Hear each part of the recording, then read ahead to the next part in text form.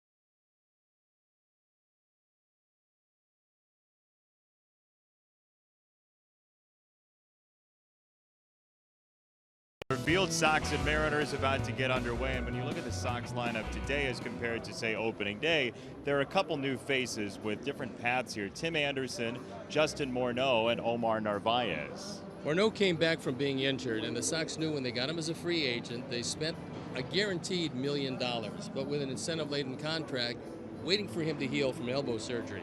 He's entirely healed. He's come back, and he's shown there's still some life in the bat. So that's one of the decisions has to be made. Do you bring him back or not?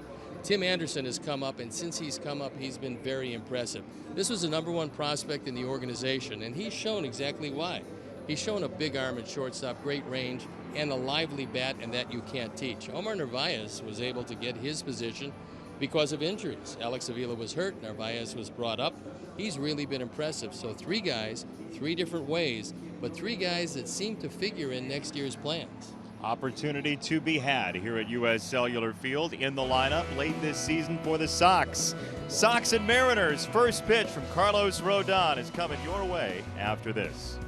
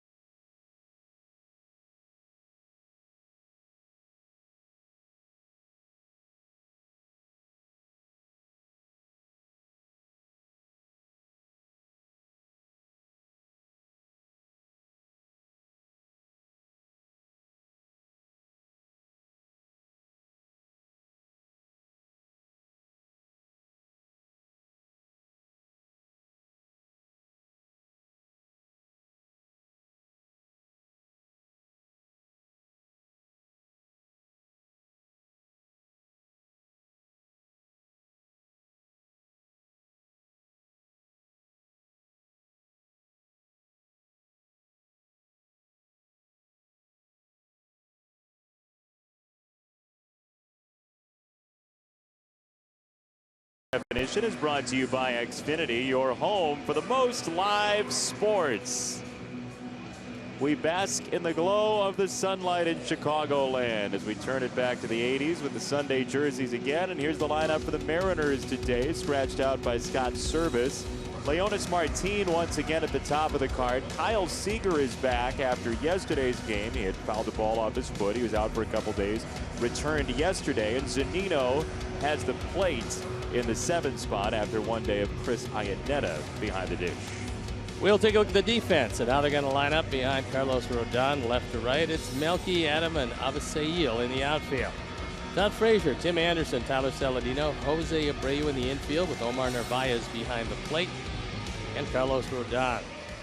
On a hot streak lately, on for his 22nd start. He's 4-8, his ERA a touch over 4. Last time out, just brilliant against the Phillies. Got everything over the plate, got ahead of hitters, which is what he wanted to do. Strung together 6 2/3 of scoreless baseball. Umpires for the game this afternoon: crew chief John Hirschbeck behind the plate. Then it's DJ Rayburn, Vic Carapazza, and Paul Emmel as we swing around from first to third. So we're ready to play baseball. Sox looking to take 3 of 4 and put a crimp in these Mariners' pursuit of the wild card. There's nothing more fun than Sunday day baseball. Get to take the family out, watch a game. Sox are trying to complete a series win. And Carlos Rodon, who's had a magnificent August, throws a first pitch strike, and we are underway at 1:11 p.m. this afternoon. That's an interesting matchup for Carlos. As we talked about in the open, the Mariners are a lefty-loaded team. Some of the Mariners' best hitters are left-handers, including Martin. Cano hitting third is lefty, and Seager hitting fifth is a left-hander. And Rodon, for his career, has sparkling numbers against left-handed opposition. One of the big reasons he's got two types of sliders. One is a get me over, but the other, the put away slider, which is down and into right-handers, usually bites down and away to the lefties. Ground ball second base. Tyler Saladino has out number one. You look at those numbers for Carlos against left-handers for his career. They're hitting right around 200 in his couple of seasons with the White Sox. The weighted on base average, which is a way of calculating average plus slugging with a weight to doubles, triples, home runs, 247 the weighted on base average, 350 for right-handers, about 100 points better.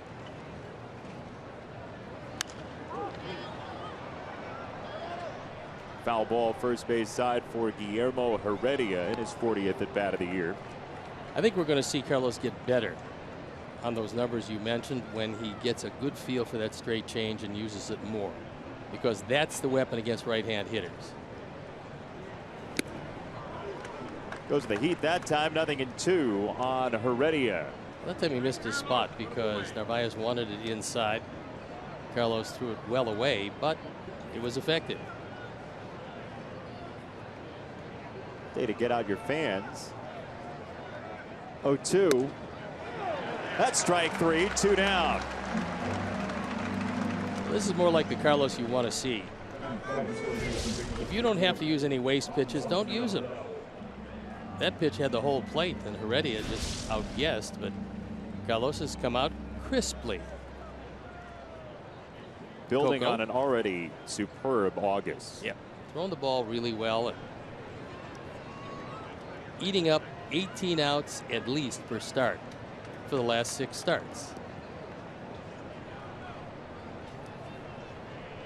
His ERA at the end of July was 4.67. That's dropped to 4.02 starting today as he feeds in strike one to Robinson Cano, who leads the team with 84 runs scored. He's also got 29 homers this year for the Mariners.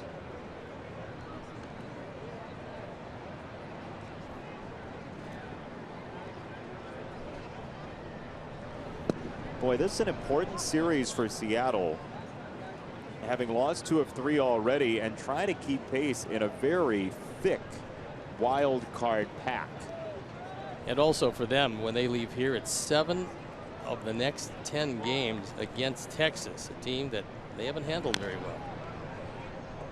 That's why this series was very important, and the best they can do is split it. There you look at the wild card with the Yankees. Nobody told them that they're not supposed to win with all their young players after trading most people away. Seattle right there with Houston, Detroit, and then Boston and Baltimore leading the pack in the wild card chase. Yankees and Orioles so far tied at no score in the 4th inning today, as Cano pops up the 1-2 pitch and Abreu has out number 3. Smooth inning for Carlos Rodon. Everything on the infield. No score after a half inning.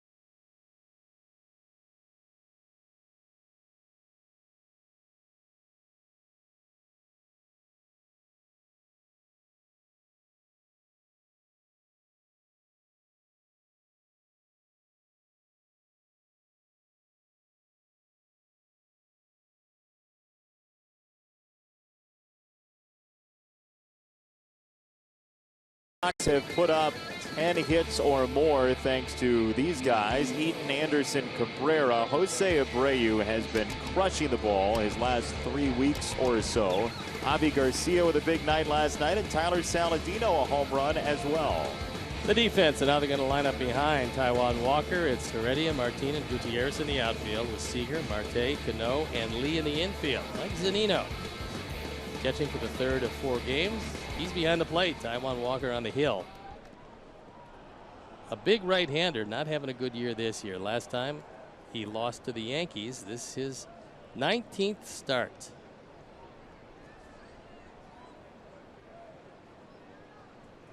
First pitch swung on and missed by Eaton, 0-1.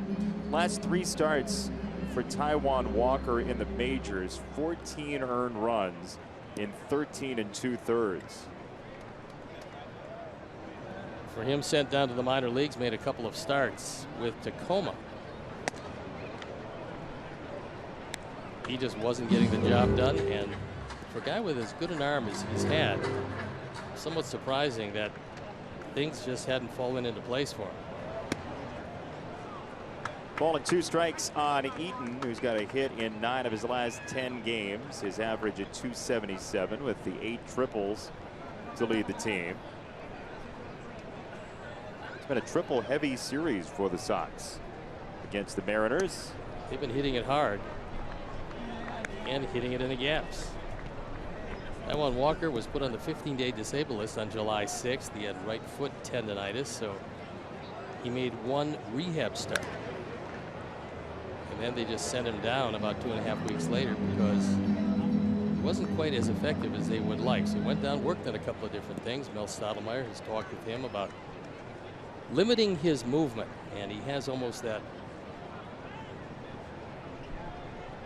Price-like approach. Center field, Leonis Martin, 1 out in this first inning, and we'll tell you about our picks to click for today. You can vote online, whitesox.com/pick-to-click. And you, the fan, are hard charging at the rather stagnant Crew. Stuck on 13 for a while. Eaton and Saladino there. Steve goes with Tim Anderson, so don't expect anything much from Tim today because of Steve and only Steve. And then I've got Omar Narvaez, who's hitting 8th today. I'm still scuffling. Yeah. Still trying to find my rhythm. My picks to click rhythm. Yeah. Well, you just have to have everything click at once. You know, offense, defense, special teams, all 3 phases of the game. You got to play well. We can get that together. Take it 1 game at a time.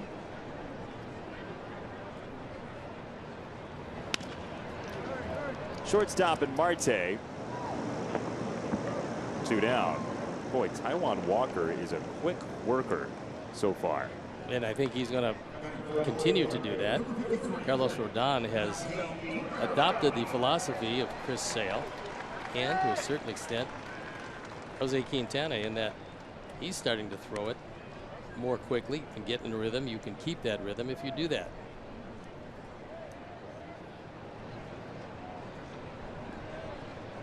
Two down for Melky, who was 0 for 4 last night. Takes strike 1. Melky was out with the flu for a couple of games. Did have a sacrifice fly in last night's first inning. And he's down 0-2 here. Last year, Taijuan Walker went 11-8. His ERA a little above 4.5. He did make 29 starts. So it was a pretty decent year for him.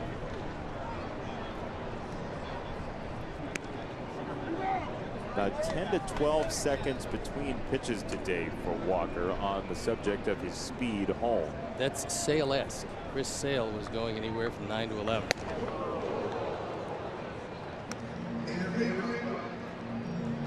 Back on June 8th against the Indians, Taijuan Walker, 8 scoreless innings, 11 strikeouts. 5th pitcher in club history to do that for the Mariners, dating back to 1977. There you had one of the first looks at the Walker changeup. He's got a pretty good guy to look at every 5th day or so in King Felix Hernandez with that changeup. into right center field for Melky toward the alleyway, and not eluding Leonis Martin. 1-2-3 inning for Walker. To the second we go.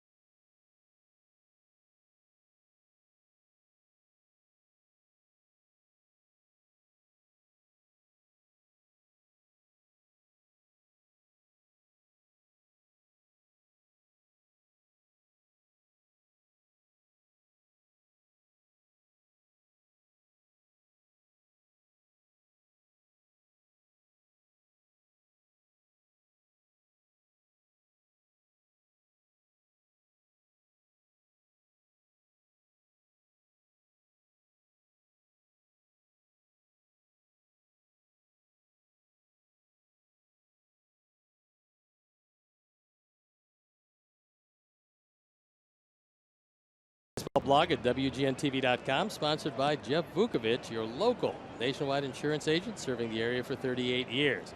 To join the nation, visit jeffvuk.com, because Nationwide Is on your side. it always is on your side. I figured since they're so on my side, I could say they're on my side. If you had their insurance, they would be on your side. But they're always on my side, even if I don't. Agree to disagree. Okay. Ball on a strike on Cruz. It was 2 for 4 yesterday. A couple of singles to center field for Nelson Cruz. He was the home run leader for the Mariners with 32 of them. He's got a 25-game on-base streak on the road for the Mariners, who overall are 1 game under away from Safeco Field. Well, you got a couple of streaking guys then. Anderson, had some giddy up to it. Tim got there for out number 1. Join us as the White Sox face the Kansas City Royals Saturday, September 10th at 6:10 p.m. First 10,000 fans to enter U.S. Cellular Field will receive a White Sox travel mug. That's a nice looking thing. For tickets, visit whitesox.com. You can put some tea in there, hot chocolate, coffee.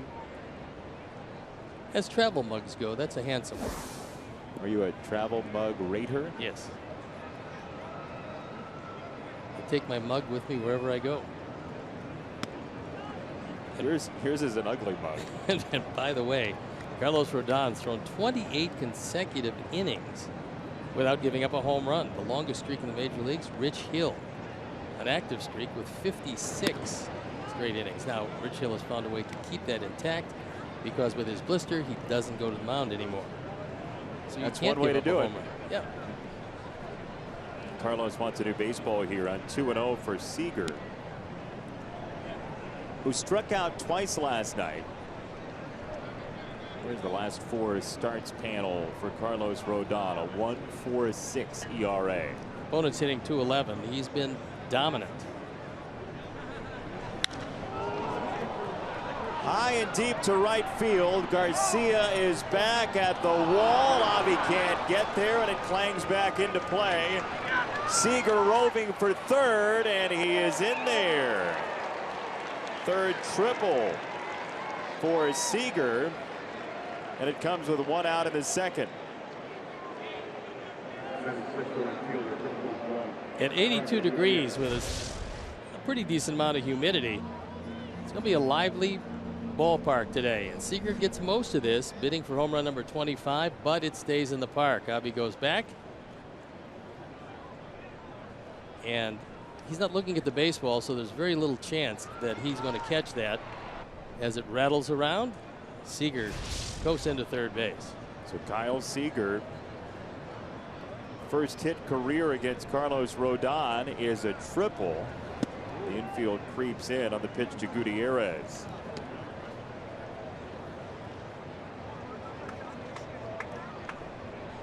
Gutierrez did have a sacrifice fly in last night's game. Other than that, he was held hitless. He does have 1 home run in the series. That's been his lone hit.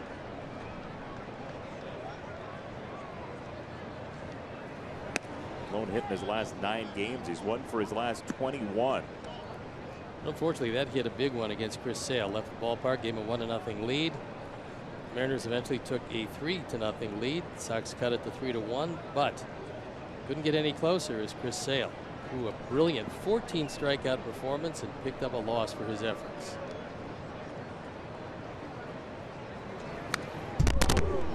Hit hard and foul, 2-1 on Gutierrez, the 33-year-old outfielder.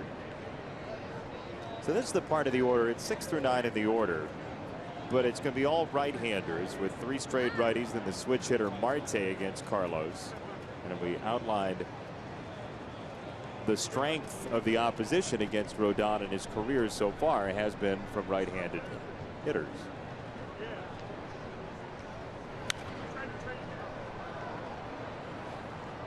You're trying your best to do one of two things. When you bring the infield in, as they are, they're not right in on the grass, but they're in close enough on a hard hit ball.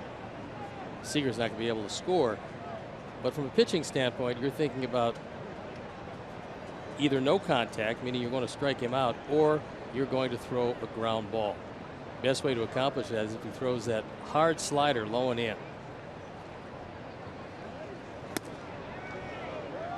Inside. Well, he went to the hard slider. Unfortunately, he got it up a lot higher. Even though Narvaez pointed down, he wanted it as low as in the dirt. He's got confidence he can block it with first run of the ball game 90 feet away.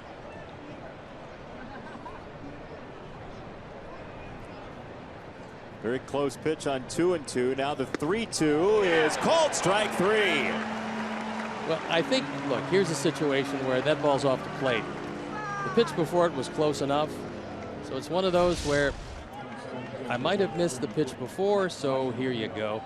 Anytime a catcher yanks it that far from inside to the plate, it's not as subtle as you would like, but in this case, very effective.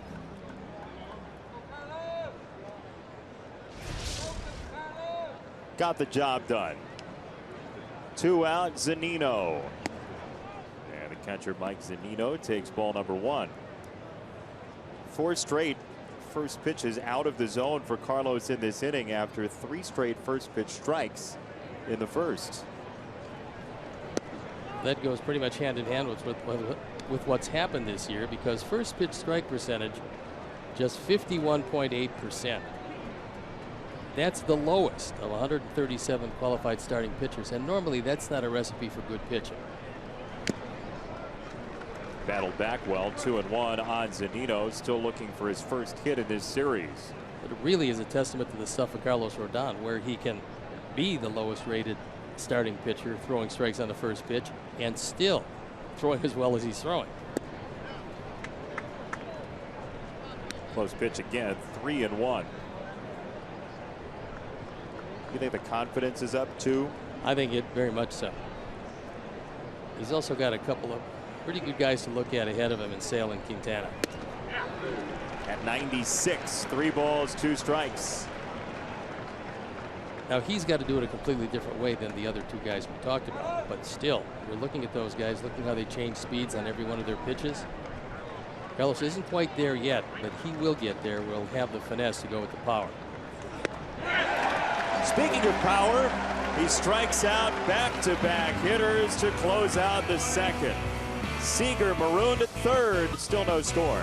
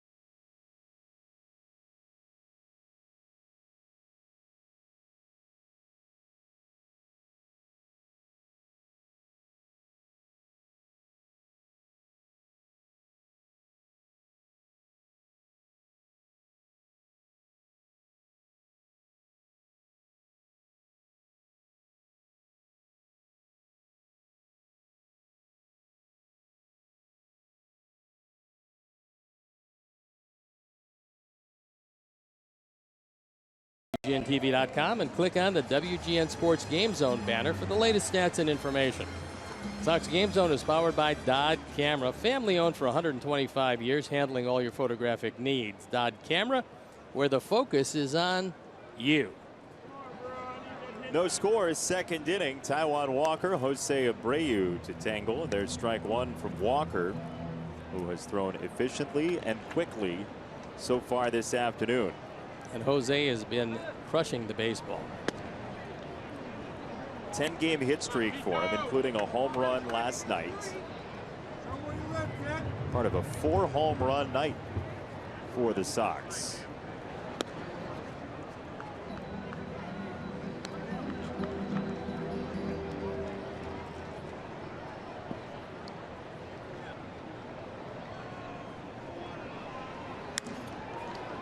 Popped it up. Dae-Ho Lee crossing into foul ground. Round number one.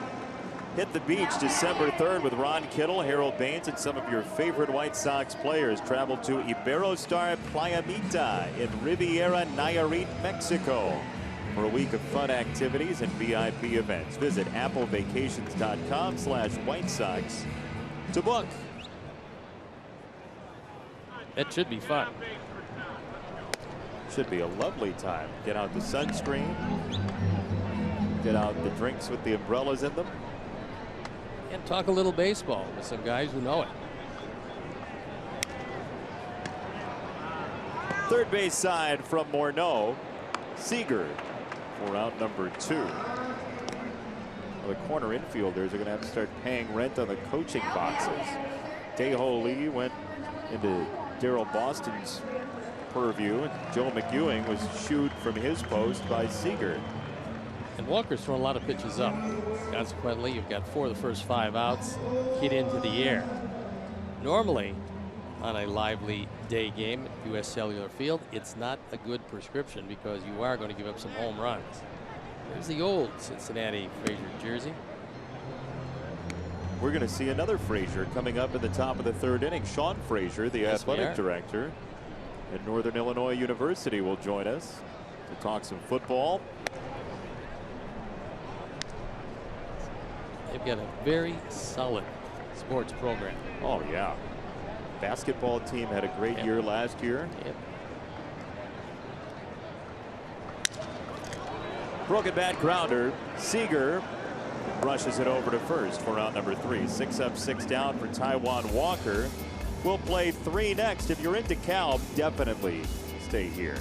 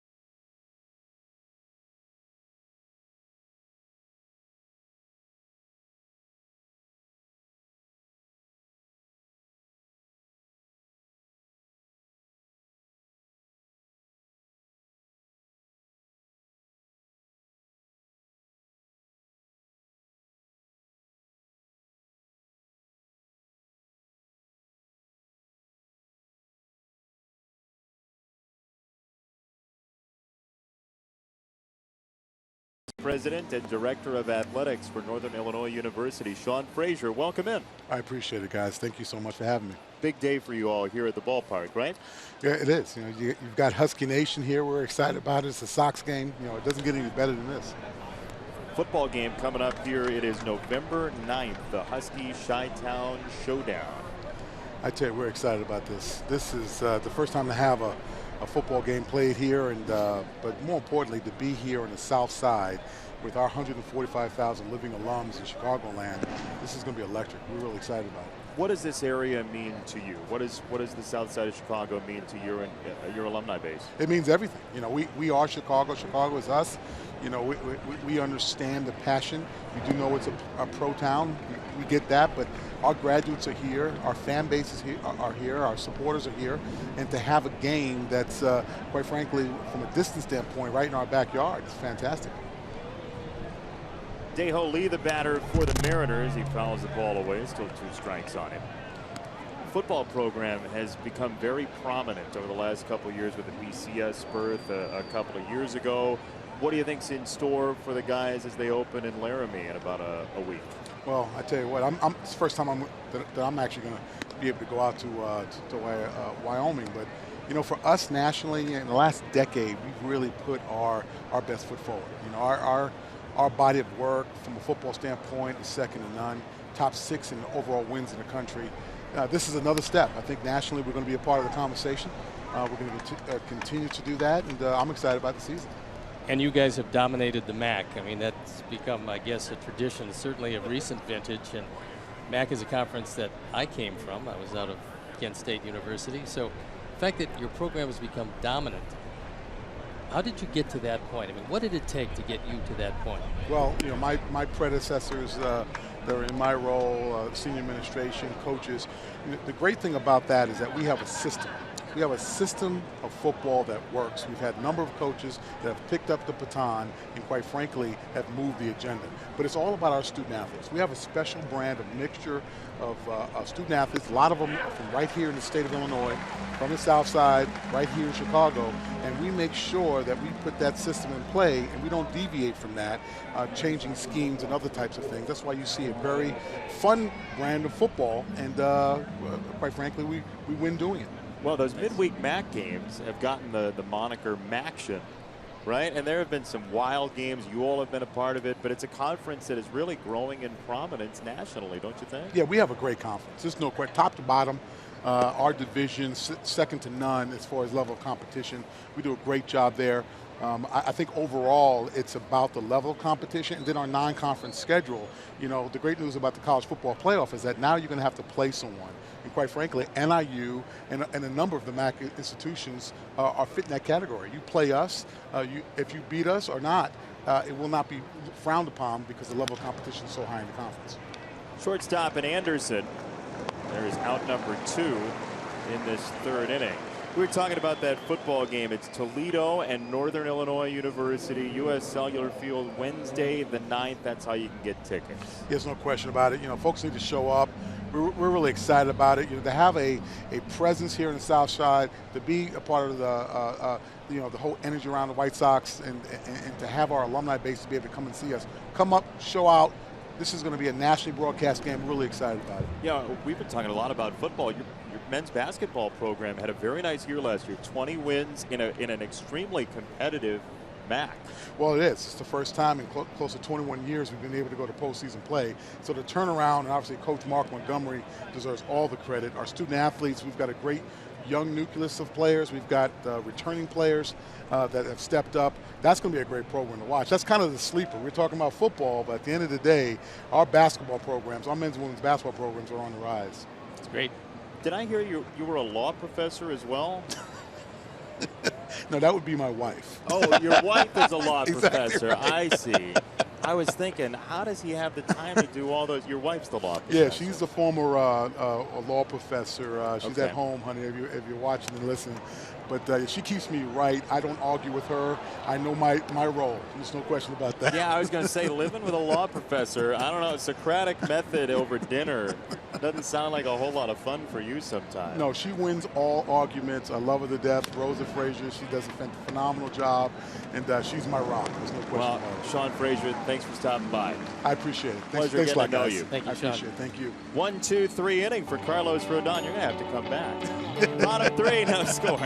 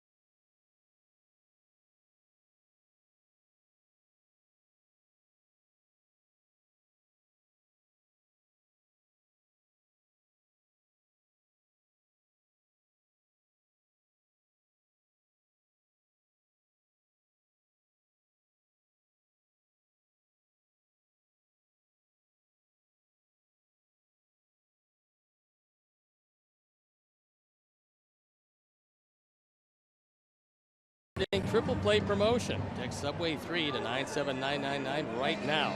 And a 300th texter will win a $30 gift card to Subway restaurants in the Chicagoland area. Subway, fresh is what we do. Great to chat with Sean Frazier, the athletics director at Northern Illinois University, associate vice president as well, and looking forward to that football game here at U.S. Cellular Field coming up in November. By that time, the field will have a different name. And it should be nice because it'll be a night game. It starts at 7 o'clock. They'll play that one under the lights. Avi gets a visit from old Mr. Baseball and has to spin out of the batter's box. Ball and a strike on him. Taijuan Walker is ready to go and has been all afternoon. 1-1. Ball and 2 strikes.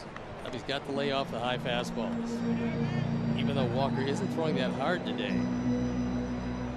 Tough to get on top of it up there. 93 outside, but closer than it looked.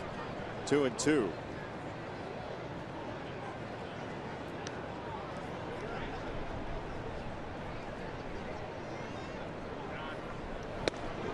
Here's strike 3. Walker's first strikeout, 7 straight retired to open the game. It was a good changeup, and there's not that much of a variance in speeds between the changeup and the fastball. He's been throwing 91 to 93.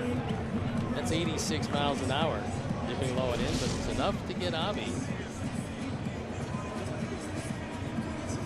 And Omar will try to make sure that he's only not hit safely in only one of his starts. 13 out of 40 to open his major league career, on base over 400. And just does a great job of making contact. He's been in the majors long enough, though, for the shift to be on. Just 40 at bats, and now 3 guys are to the right of second base for Omar.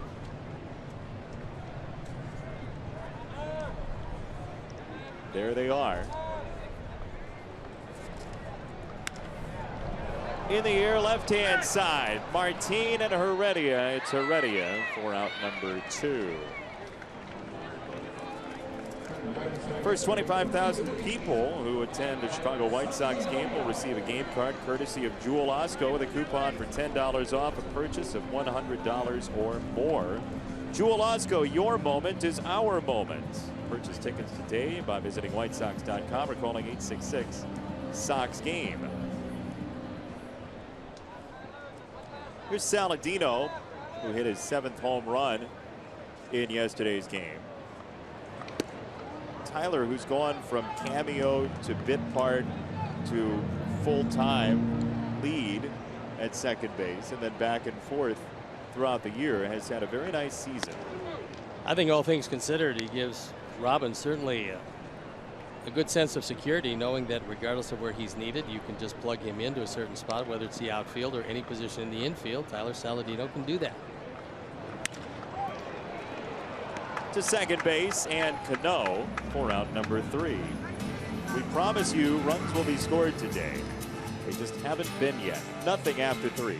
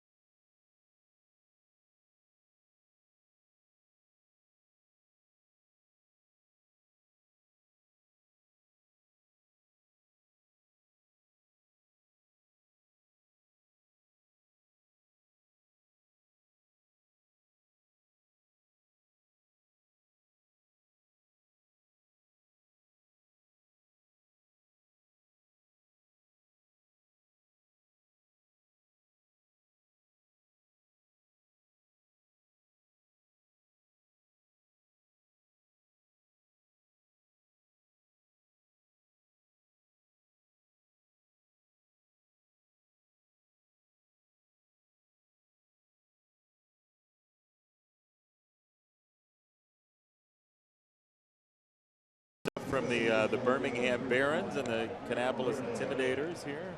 Well, the cap is certainly handsome, and if you have, I'll tell you what, I'll tell you how this works. Our Sox film. Yes, if you have an enormous head, this is 7 7/8. Oh wow. Yeah, this is Bochy, Bruce Bochy size. Very large hat, but good looking, and the prize shelf is just terrific. You can see just about everything on it. That's a Tim Anderson Birmingham Barons bobblehead. That's pretty impressive. Yeah. We'll move the dog aside so we don't obscure it, but there it is. It's a limited edition. In fact, we only have one of them. That's how limited it is. Carlos Rodon off the mound on the bunt by Heredia for out number 1. Was a pitcher love that? Just throwing up there, a guy decides to bunt it, and he bunts it right back to you.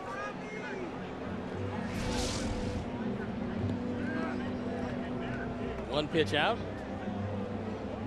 Saw Omar yelling right away, first base. Of course, with nobody on, don't have many other choices. Force out at 1 base. That's it. Here's Robinson Cano. Strike 1 after a foul pop out to first in the first inning. Both of these pitchers today are just getting it and throwing it.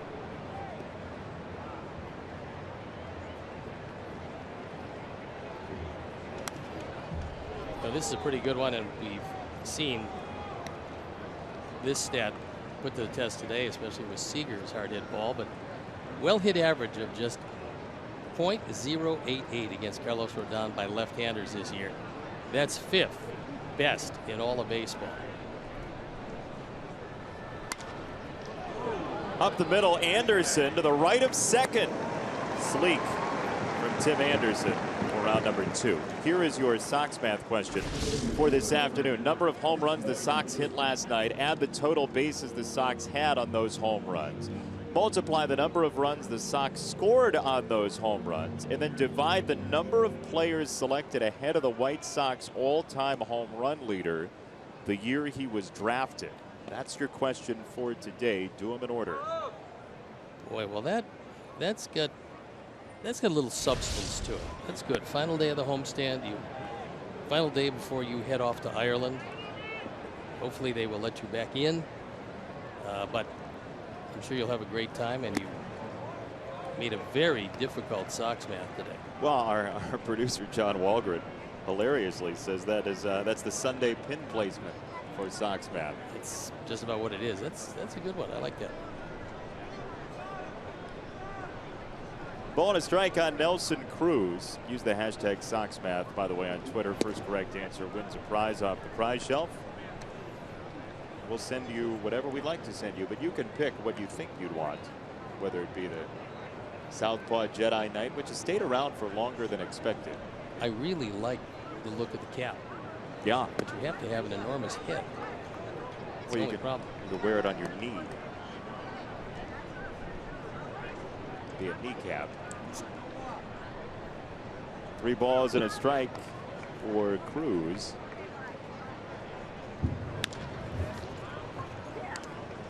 Anderson at short. And another 1-2-3 inning. We so far, folks, have seen 1 base runner this afternoon.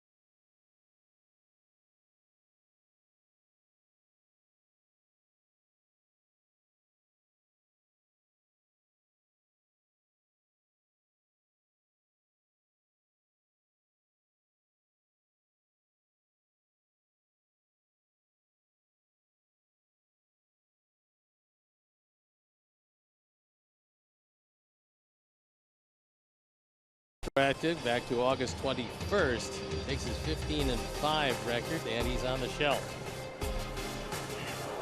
And Adam Eaton, hopefully not on the shelf after getting hit with that one. First base runner. Yes, the injury report is brought to you by Dr. Anthony Romeo Orthopedics. If you have any shoulder or elbow problems, go to RomeoOrthopedics.com or call 312-432-2342. And Adam hopping up and down. That one didn't feel too good, but no way he was throwing at him, because you don't hit somebody in a perfect game. And also, there was nobody to be angry with because he'd gotten everyone out.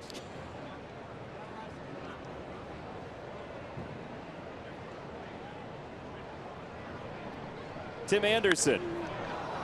High fly ball left field. Heredia at the warning track.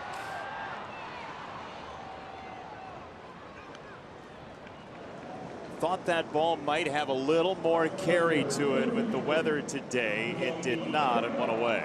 Unfortunately, he got it up too high, and the wind, which is very much a factor today, but I believe it's blowing across. You can see the flags. It looked like it batted that ball down. He got it up in the air. Line drives will go out that way. If you're going to hit it, a high fly ball that way, you better get every bit of it. But they'll go out to right and right center.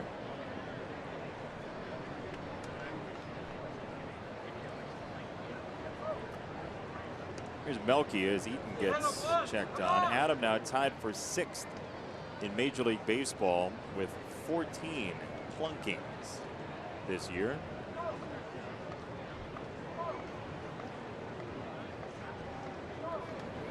Brandon Geyer, now of the Indians, late of the Rays, has been hit 27 times this season.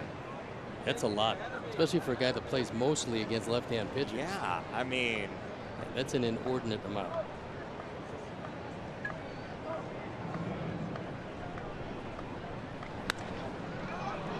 Down the right field side for Melky. Gutierrez ranging over, and it gets down. Eaton is into third, and Melky's got himself a double hanging up in the air. Franklin Gutierrez these days can't run very well, and we've seen him positioned a lot into right center field. That's a changeup. Melky goes down and gets it. This is very similar to the Justin Morneau triple, where Gutierrez was stationed in right center, couldn't get to the ball down the line. That one went to the wall. This one, Melky runs into a two-base hit, his 31st of the year, and a chance to break through. So suddenly, Taijuan Walker, who had retired the first 9 he'd seen, is in big old trouble. Second and third, 1 out in this 4th inning.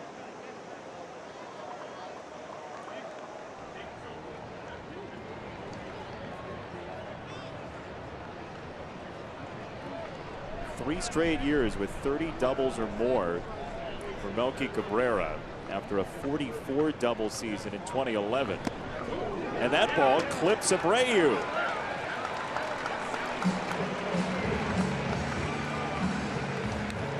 This happens a lot with pitchers, even though that motion of Walker's is very close to a stretch when he has nobody on. Officially going into the stretch with the first base runner has left him vulnerable. Base is loaded, and a chance here in the bottom of the 4th. It's for Justin Morneau, who popped out foul first time up against Walker. And here's a ground ball through the left side. Base hit. Eaton scores. Melky's around third. 2-0 Sox in inning number 4. Morneau does it this time. The irony of that play was just before the pitch, Marte actually moved more up the middle, away from the shortstop position. And so he shifted just before the pitch, and through the vacated left side, Justin Morneau drives in his 18th and 19th run of the years. Looked like a bit of a changeup away. Morneau takes it through it, and you can see him moving right there to his left. I mean, he moved probably a good 4 or 5 steps from his original position. There's a chance he gets that, but no chance at all now, and Sox take the lead. Check of Adam Eaton on the bench there. When he hits, he wears that elbow pad on his lead elbow, which is the right. But that one did not get him on the pad. That one hurt.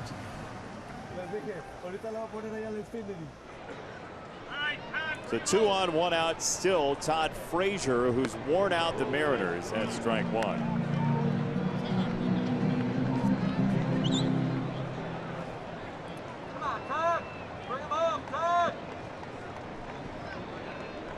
Three straight multi-hit games for Frazier.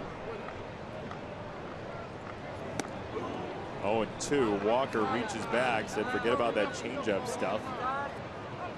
That time he got 94 upstairs, so he still has a good fastball. But it's taken him a little frustration here in the fourth where he hit 2 Sox to break it out.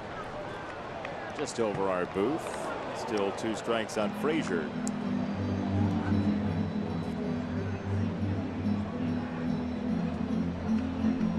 Trying to pry Jordan, our stage manager, from under the table. He seems to be all right, but fear is really a paralyzing thing. Ground ball, third base side fair. Seager snaps it off to second and gets 1.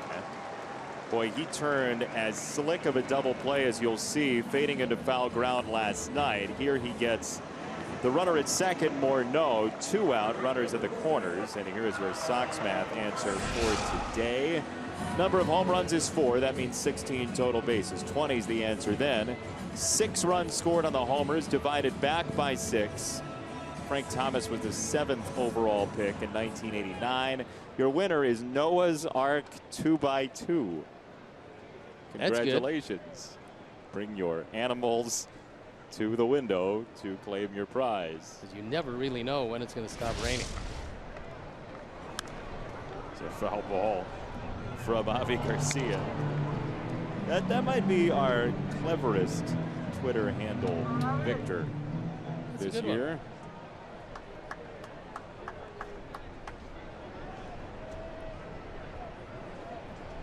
Morneau, a 2-run single in the inning for the lead for the Sox. This is foul into the hands of Jose Abreu. In foul territory, Jose standing in third made the play. Yeah, not a great habit to get into, but figured as long as he was close enough to the bag, and that one was foul by enough, would make the catch.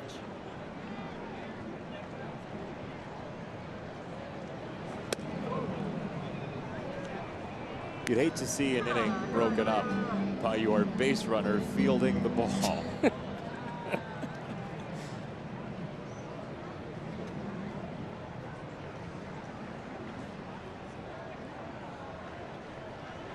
One and 2 for Avi, who struck out against Walker last inning. And does so here. Walker goes down low for this one, but the Sox grab 2 and have the first lead of today's game.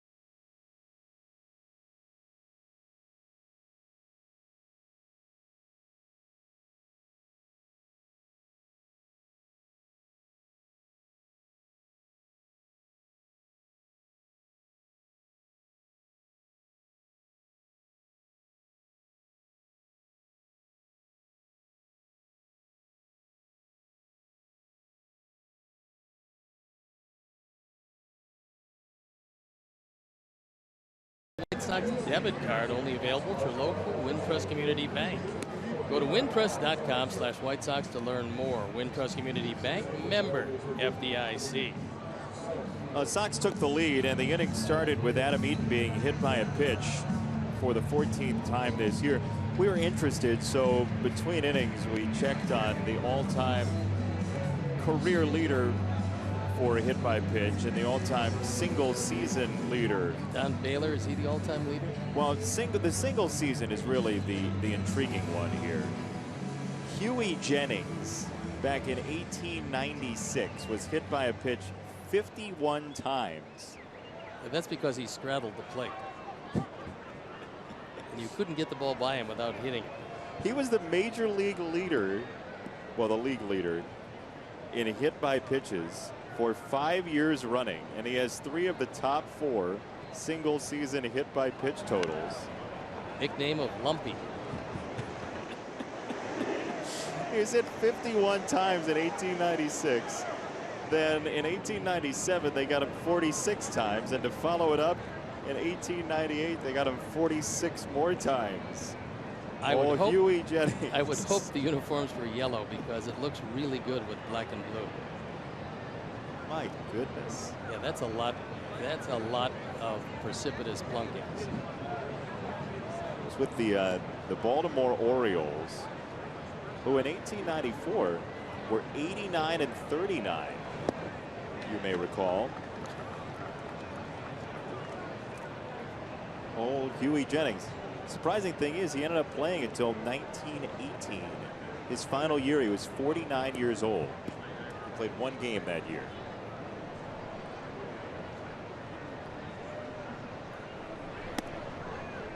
It's your Huey Jennings trivia for the day. Do with it what you will.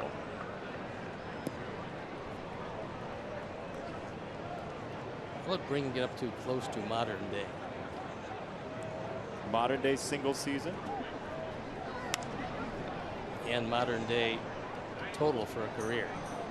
All right, so Ron Hunt, he was one of the guys. Ron Hunt, 1971, got hit 50 times. He's second place. He wore a rubber pad right between his chest and his stomach, and he would lean into. You threw the ball inside, he would lean into it and just toss the ball back to you and take first base. Is that right? Yep, that's what he did.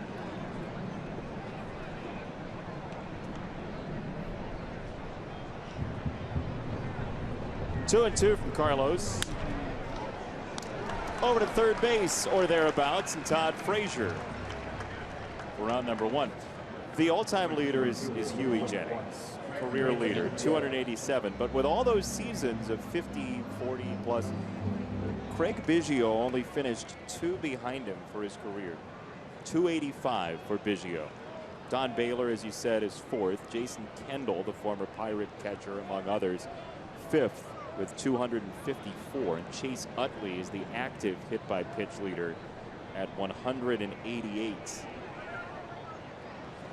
He is the all-time lefty leader in hit by pitches. No, the answer is not 2, sir. It's 188. It's a Rolling Stones fan, though. You think Papa got him into that? Yes. 4. No, I went to the 5th one at Ravinia. Yeah, the 6th. Let me see. The 6th, I know I was there. Whacked to left center field by Gutierrez. Eaton gets over quickly, and it's a 1-out single for Franklin Gutierrez. I would like to congratulate a couple of friends of mine, Michael and Judy Layden, celebrating their anniversary last night. Been married 54 years. Wow. Yeah, pretty impressive. Big Sox fan is Mr. Layden. Huge.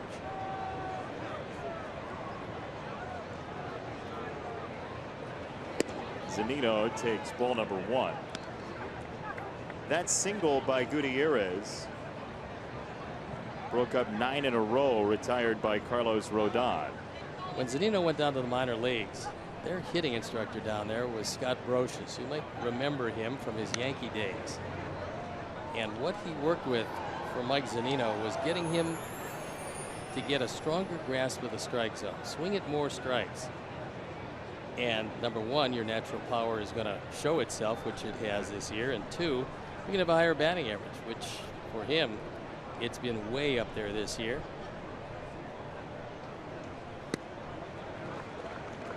Scott Brocious, who left his post at Linfield College, which is actually a Division III football powerhouse, wanted to get back into pro coaching. So he left the small school in Oregon to go join the Mariners organization.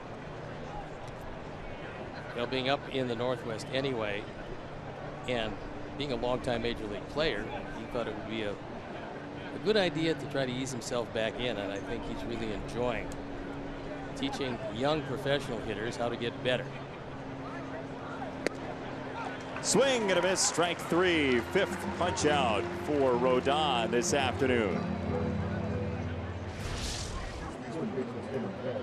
Good fastball that had some late movement to it, and it was just outside off the strike zone, something that is compelling enough when you're hitting with a couple of strikes where you have to go after it.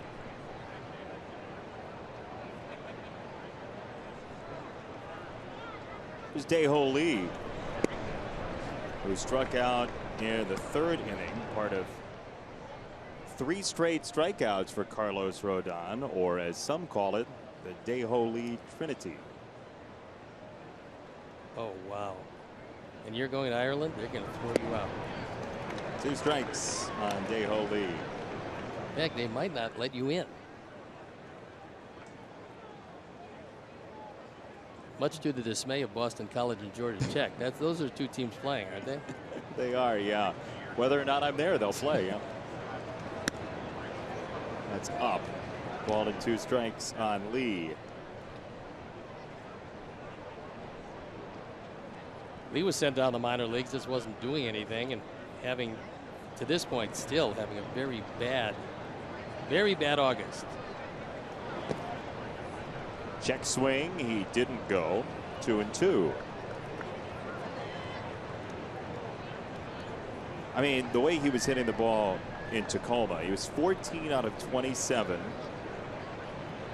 4 doubles, 2 homers. It's about a week and a half's worth of games down there. Not far up the road. I mean, the airport's named after both cities. Yeah. You would think the power would carry over. 2-2 outside.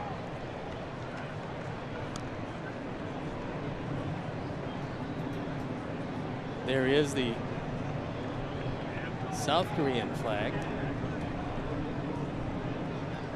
Dae-Ho Lee out of Busan, South Korea.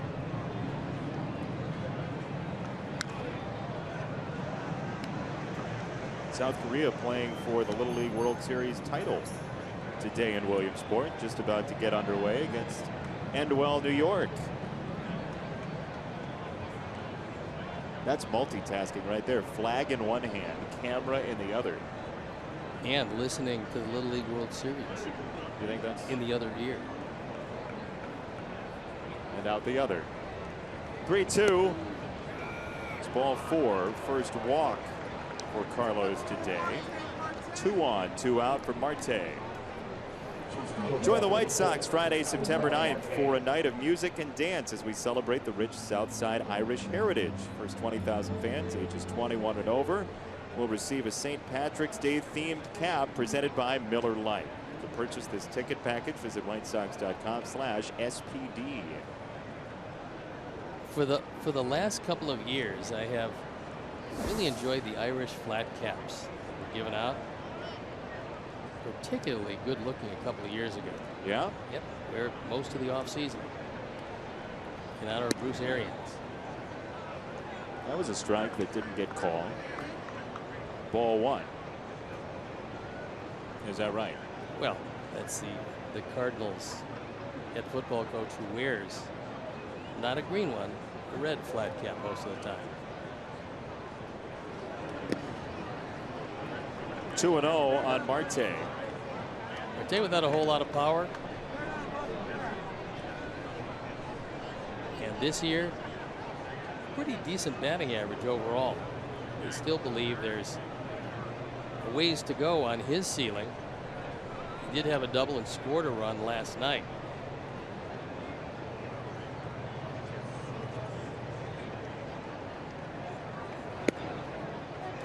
That's a strike call. 2-1. When they say it all evens out in baseball, you hear it almost ad nauseum. That's what they mean. Pitch number 3 in the box there, and pitch number 1 in the box. 1 in the zone, 1 out of the zone, and 1 was a strike.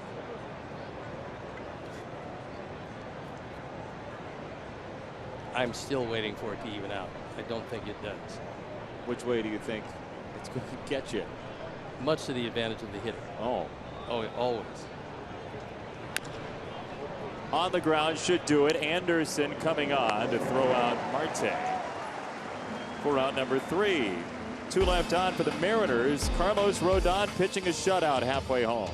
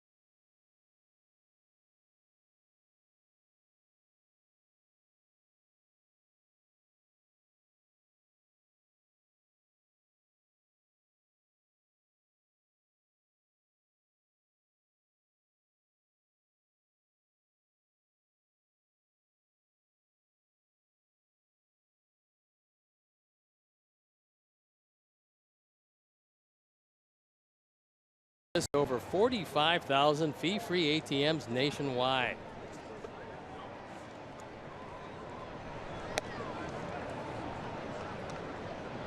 Home fifth, Omar Narvaez leads it off against Taijuan Walker. Sox leading 2-0 and a 2-run Justin Morneau single last inning.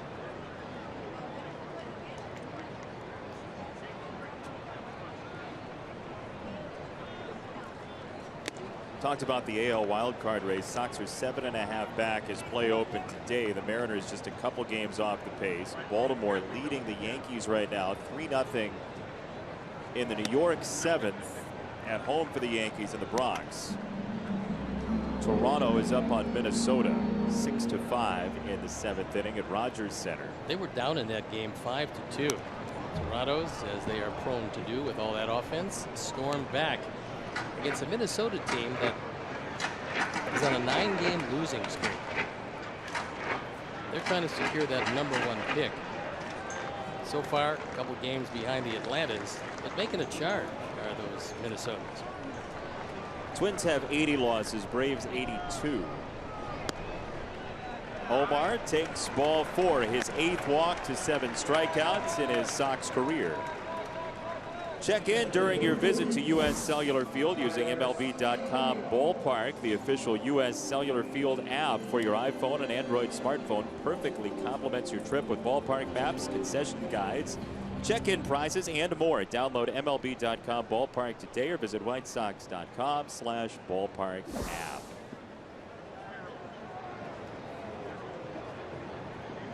One on, nobody out for Saladino.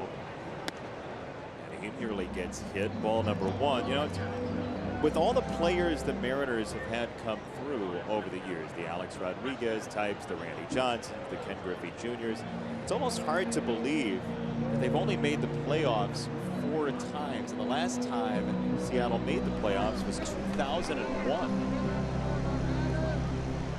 It's been a while, and they have brought some very good players to the major leagues. Also, they were able to trade Mark Langston And in return, there was a number of players coming back, but Randy Johnson was one of the guys coming back to Seattle, so that worked out pretty well for him. Foul ball. J.B. Shuck, by the way, has joined us on deck. Adam Eaton, as you'll recall, was getting looked at in the dugout by Herm Schneider after being hit by a pitch last inning. So Shuck is in the on-deck circle. 1-1. It's a foul ball. 1-2. Well, hopefully he's going to be okay, because it just has seemed that Adam Eaton is ever present in this lineup. Once you look out there every day, he's either playing right field or center field. He's played 128 games. Sox have played 129 games. Adam just had that one day off for the birth of his son. That was it.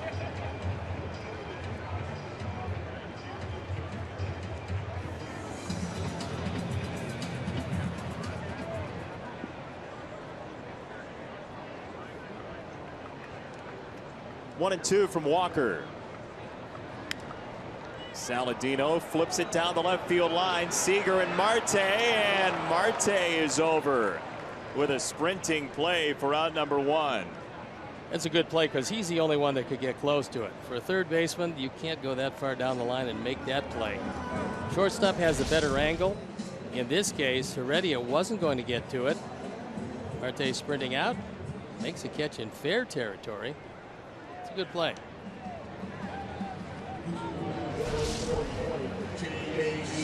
Tell Marte, the 22-year-old shortstop, leaves one on with one out for J.B. Shuck, pinch hitting for Adam Eaton.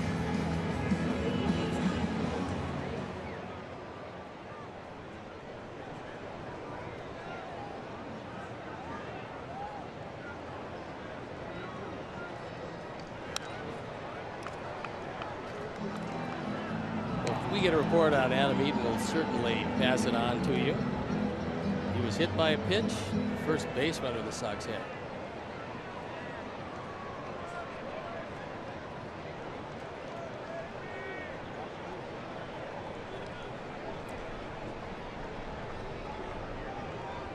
Oh, 1. That's a low ball and a strike for Shuck.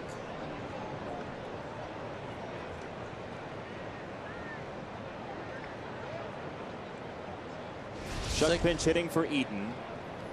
And that's why. And that did get him. It looked like it got him above the elbow. It looked like it swelled up.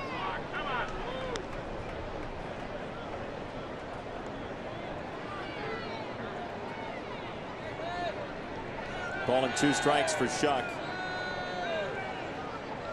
I mean, Adam Eaton has played at least a team MVP type season and a Gold Glove type season. As there's strike 3 on Shuck, that was off the plate slightly. Nonetheless, strikeout number 3 for Walker.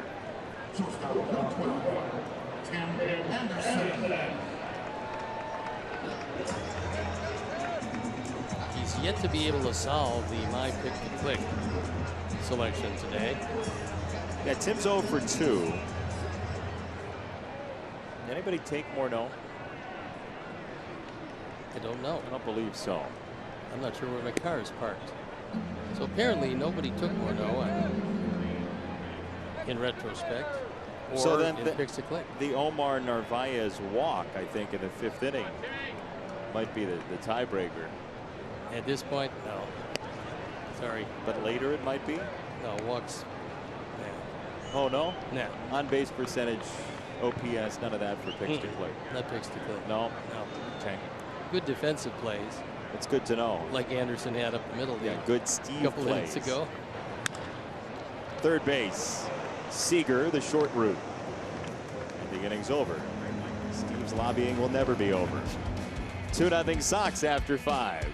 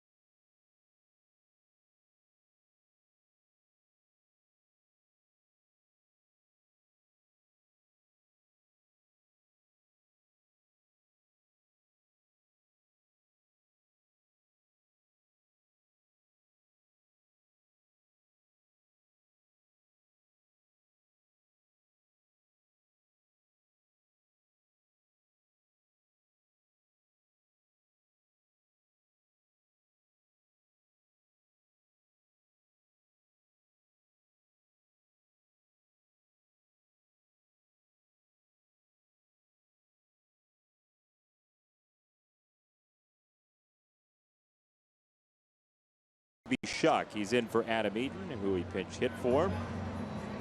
And so Eaton out, Shuck is in. And the Mariners will take aim at Carlos Rodon, third time through the order. Here's a bizarre one for you. Okay. Carlos Rodon, first time through the order. Opponent's batting average this year, 318. Second time, 269. Third time, 246. It's usually just the reverse of how things work.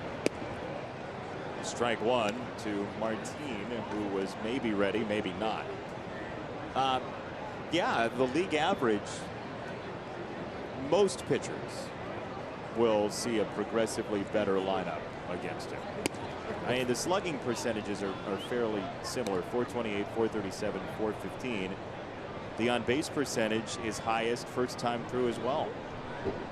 Well, the fact that he gets stronger is a good sign.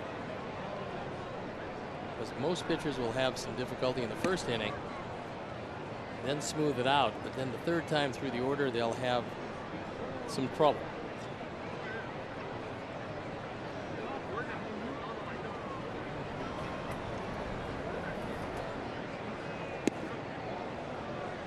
Rodon so far out dueling Taijuan Walker to the tune of a 2-0 lead. Carlos had his first walk of the game 2 batters ago in the 5th inning for Dae-Ho Lee.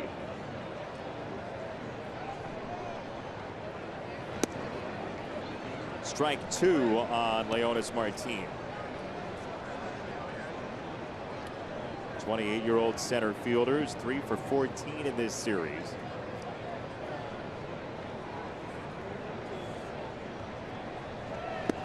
Swing and a miss. 6 strikeouts for Carlos.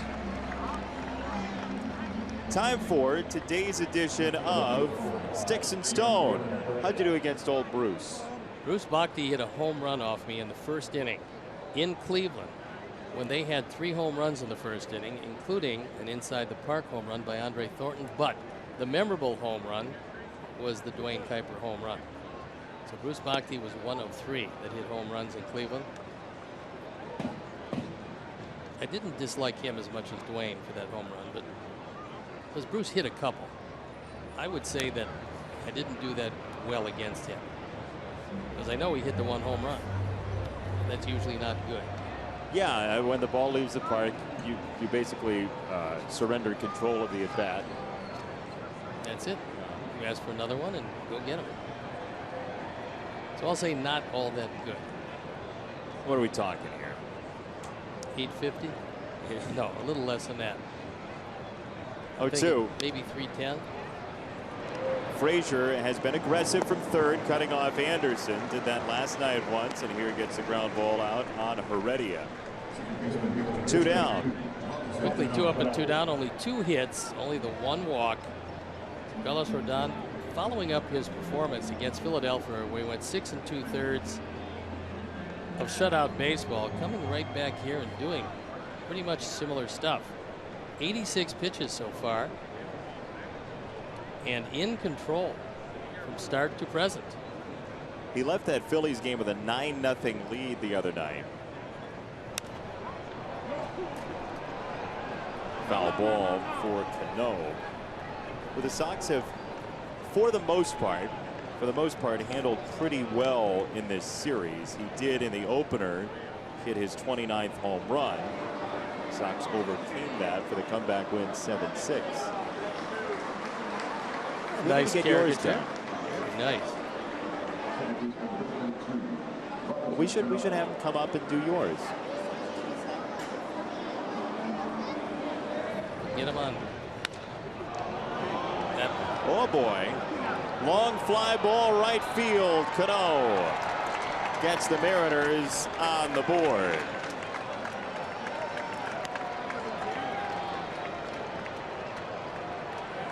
That's 30 of them this year. 82 driven in. I told you the wind was blowing out toward right field. That probably would have had enough anyway. He gets a fastball down and in, and he unloads on it.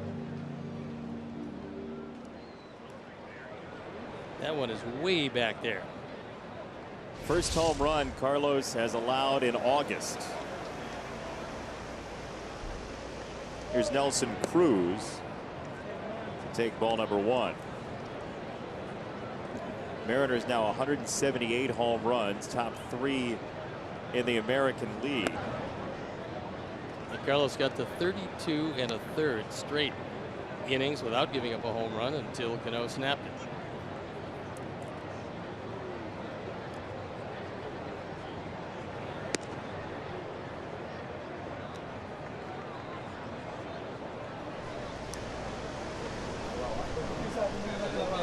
Left-hand hitters do love the ball down and in.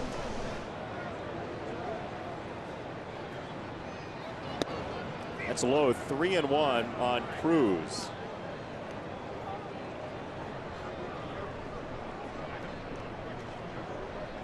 Beautiful Sunday. The sun has disappeared for the moment. Clouds are rolling in. The wind picking up.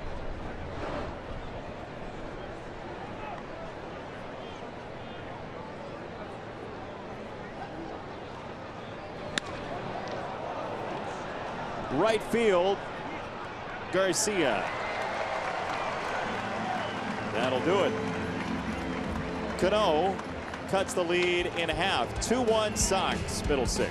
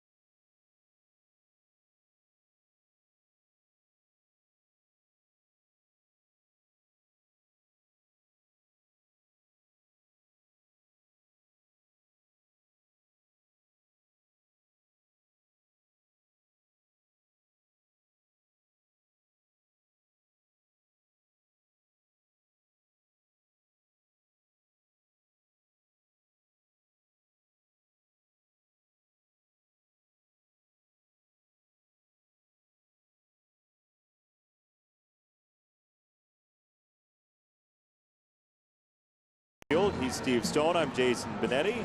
Our entire crew is here today, as they normally are. 2-1, Sox with the lead.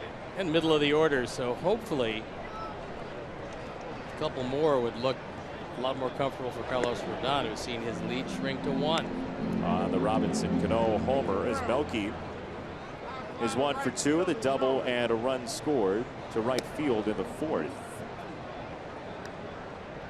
Again, it's remarkable. Last 2 games, Melky had gone hitless. Only once this season has he gone hitless in 3 straight games.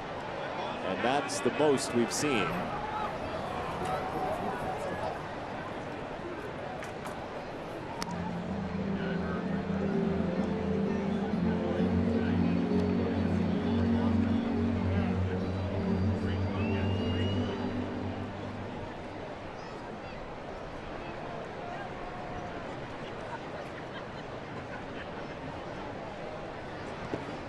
In the dirt from Walker, 2 balls and 2 strikes. And the right-hander Taijuan Walker out of Yucaipa, California. He actually in high school played with Sox infielder Matt Davidson. They were high school teammates.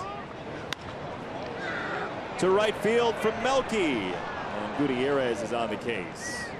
Gutierrez used to be a wonderful center fielder. In fact, won a Gold Glove for Seattle in center field. These days, because of injuries and assorted other factors, doesn't run quite as well, but he did a good jump on that sinking line drive. And Walker Didn't start out playing baseball. He loved basketball. That was the sport that he adored. He didn't start playing baseball until he was 11 years old, so he got a late start. But here he is in the major leagues, so it worked out well for him. I know sometimes you play high school competition, and so the numbers are inflated, but he was a 21-point, 15 rebound guy in high school basketball. That's big. That's pretty good wherever. Same high school as well as former White Sox infielder Mark Tian, a Ukaipa guy as well. Very productive.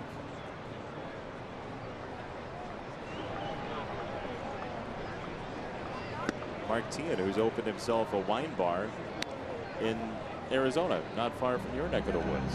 Really? Yeah, the Tians have they got 2 kids and a wine bar. Can't beat that. Another hit batter, this time Abreu for the 2nd time. It's the 3rd of the game for Walker.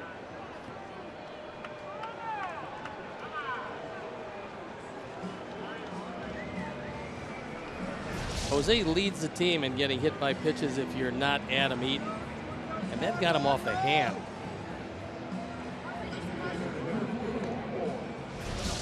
The only way to get out of the way of that is to spin away from it, and he wasn't able to do it. So Jose is hit for the 12th time. Adam Eaton's been hit 14 times.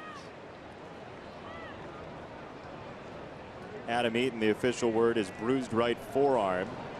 X-rays negative. He is day to day.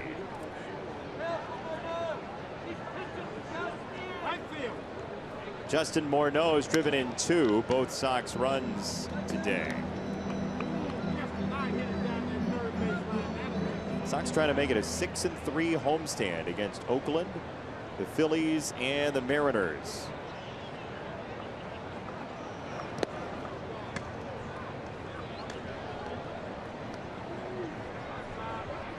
When the Sox return home, it will be to greet the Tigers, the Royals, and the Indians. That's a 10-game homestand over 11 days.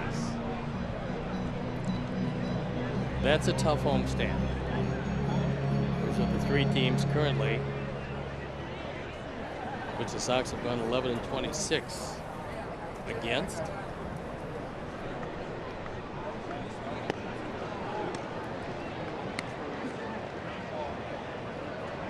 Only out of division games after today, and we'll see the rest of the year, are against Philadelphia for 2.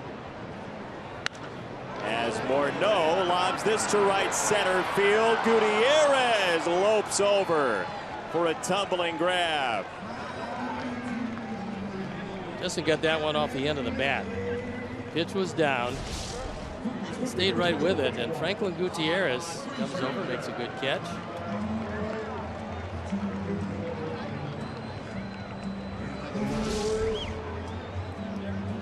So 2 down, and 2 with Philadelphia, 4 with Tampa Bay in that final homestand of the year. That's a 7-game homestand with Tampa and Minnesota.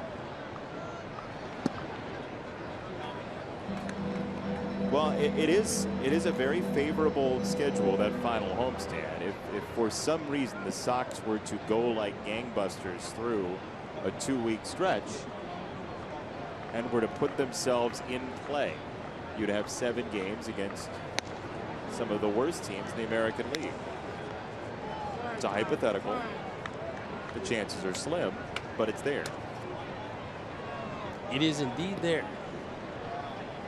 We've been looking at that last home series this whole year, waiting with eager anticipation to get there, especially in the middle of the run that immediately came after the 23-10 start.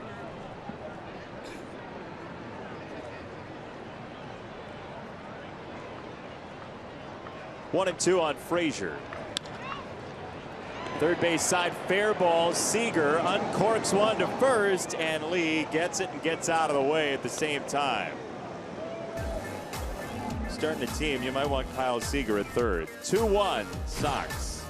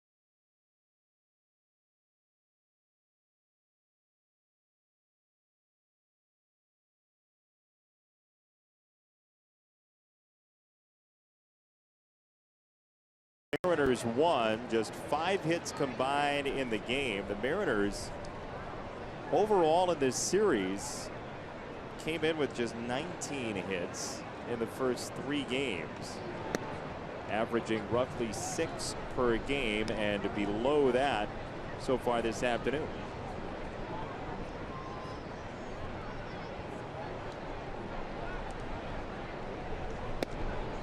One and one on Seager.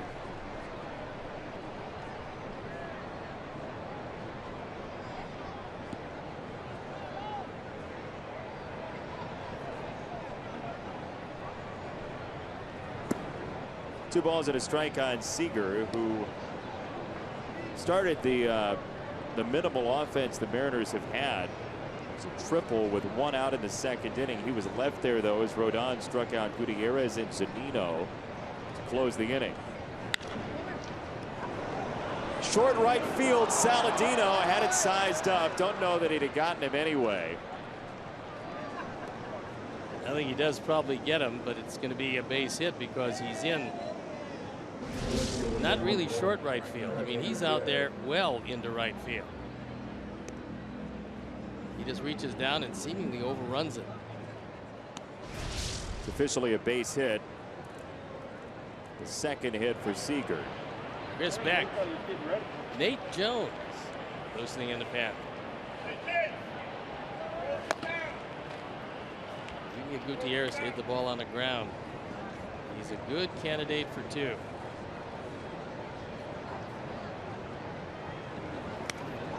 In the air and foul, 0-1. Here's your sticks and stone answer for today. 3 home runs. Yeah, he was very tough. 2 doubles, walked him 7 times. That stopped him from hitting more than 3 home runs. 7 walks, 2 punch outs. Yeah, not great. 2 strikes on Gutierrez. Well, we gave you a couple this series. I mean, you hustled Pachorik for an entire career. Yeah, that's true. But you usually remember the guys who did hit you very well. And Bruce was one of those guys.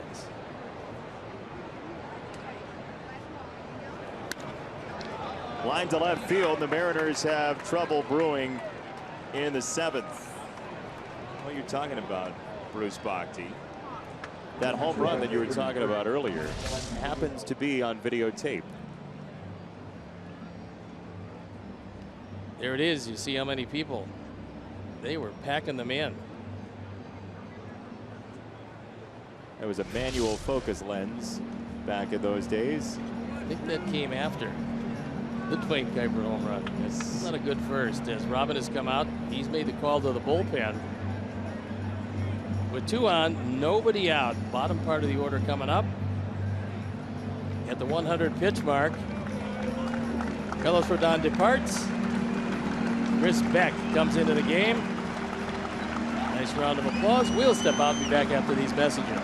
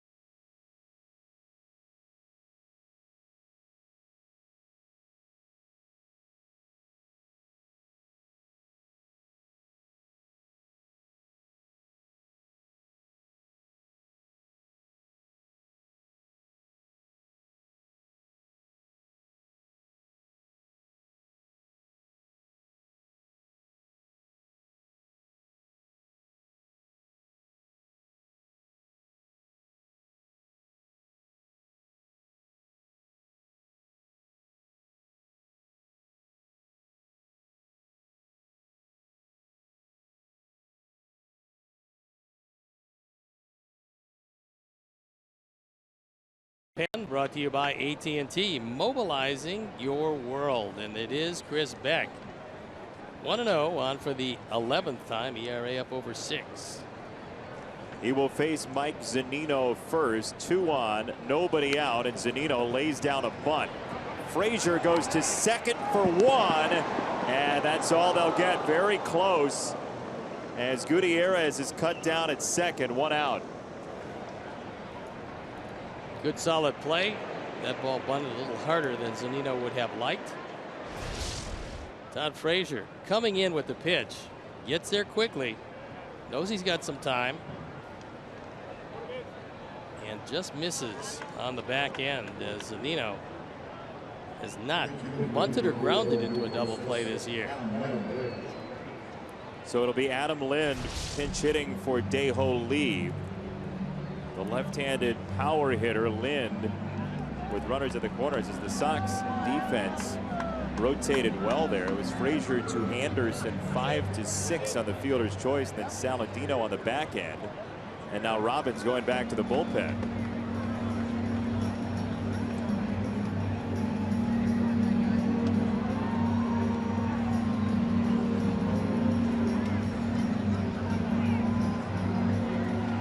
So it looks like Dan Jennings is going to come into this one, and as he does, we'll step out. Be back after these messages.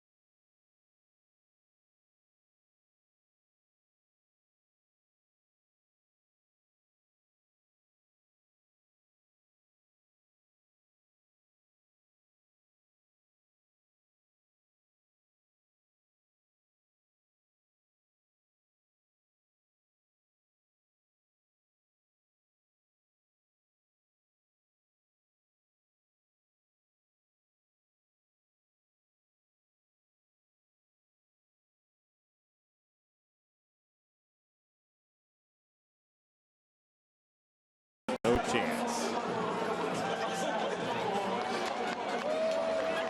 Where's the cleanup crew?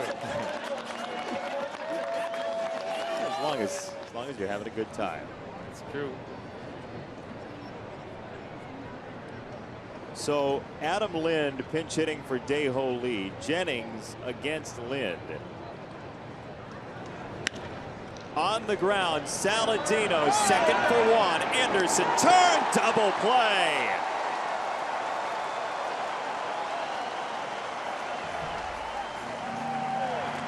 Houdini never did it that fast. Jennings, 1 pitch, 2 outs, and a 2-1 lead at stretch time.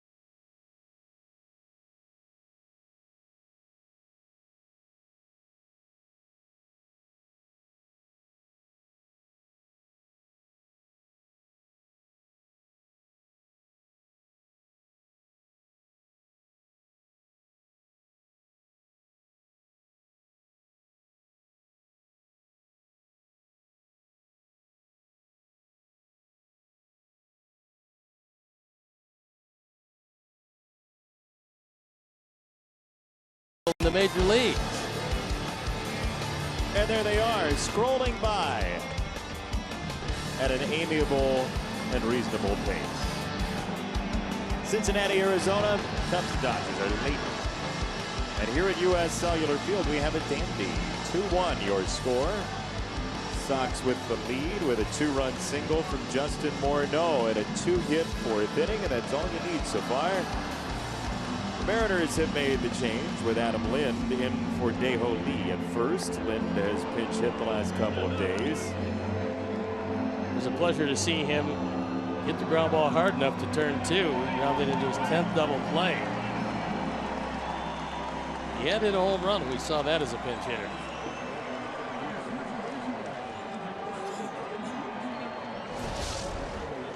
On our Xfinity Speed replay, Saladino from his knees. Anderson with the strong throw across, and it's out of the inning despite 2 singles to lead the inning off. Speed replay is brought to you by Xfinity. Xfinity X1 will change the way you experience TV.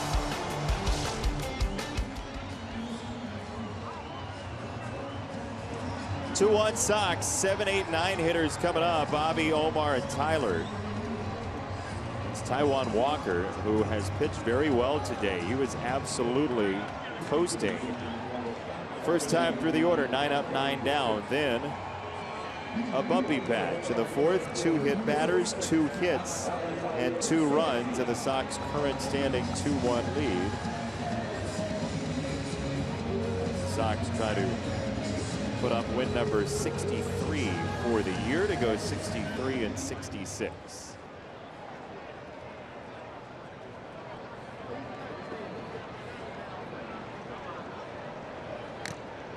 Foul ball off Zunino, 0-1 to Avi, whose 8-game hit streak may be on the line here. He's 0 for 2 with a couple of strikeouts.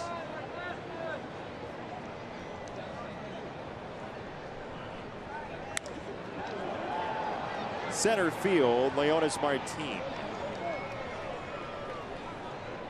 Hey, Sox fans, you win with Papa John's Pizza all season long. The day after the Sox win, you get 50% off your entire online order of regular menu-priced items only at papajohns.com when you use promo code SOXWIN at participating Papa John's locations. Better ingredients, better pizza, Papa John's. How many pizzas do you think it would take to serve this entire crowd this afternoon? Well, at 1 for each, which is my idea of enough pizza. 1 for each person? 1 whole pizza for each person? Sure. Oh, boy. Take home the leftovers. Heredia and left was out number 2. You must have been really a joy for your math teachers when you're talking about division and remainders and things like that. 2 out for Saladino. There is Nate Jones. And with a great job of getting out of a big jam in the top of the 7th, looks like it's going to be Jones and Robertson trying to nail down 8 and 9. Walker to Saladino. You were talking yesterday about Saladino being a California guy. His ancestry is rather interesting as well. His grandmother is from Japan. His grandfather is from the Philippines. And his grandmother at one point, says Tyler, was featured on the cover of National Geographic magazine. That's kind of unusual. Ground ball foul from Saladino, 2-1. We see you. He's got, there you go.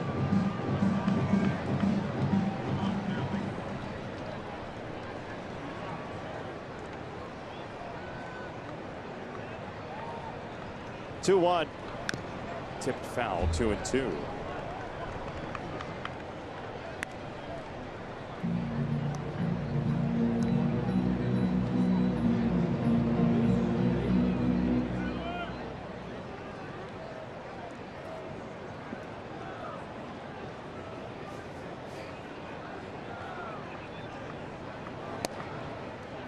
3 balls, 2 strikes, 2 down, and Walker just over 90 pitches at 92 for today's game.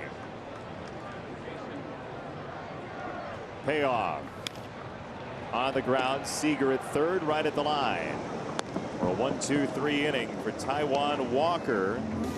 Sox lead it 2-1 after 7.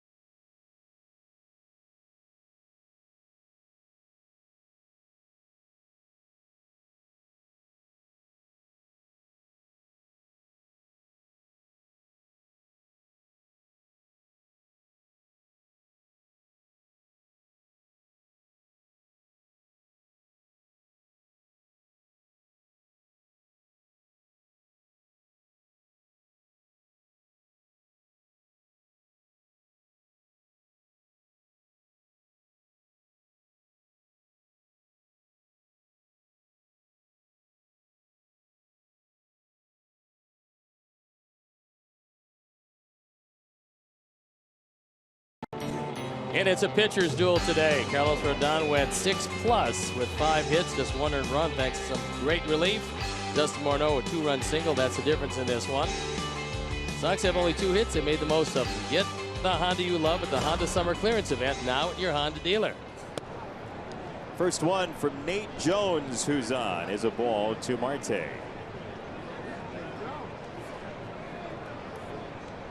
Nate has been very good coming out of the bullpen.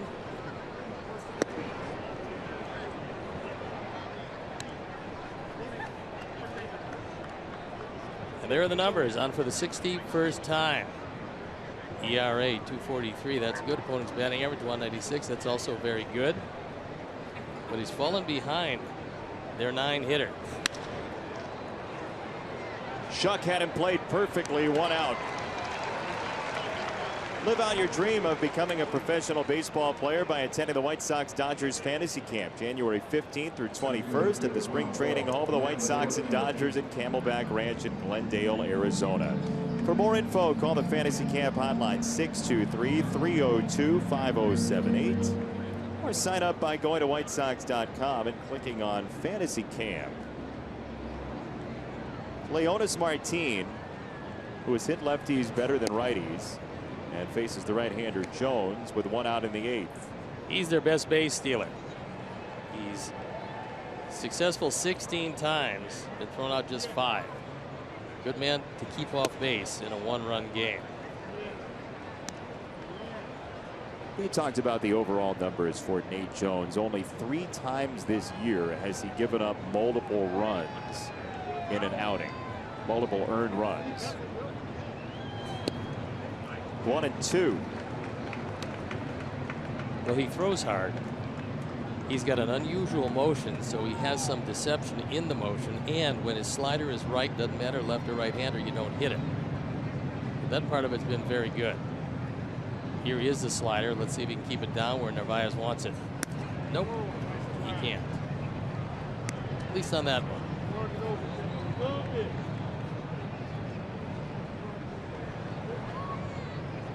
Leonys Martin just 3 out of 15 in the series.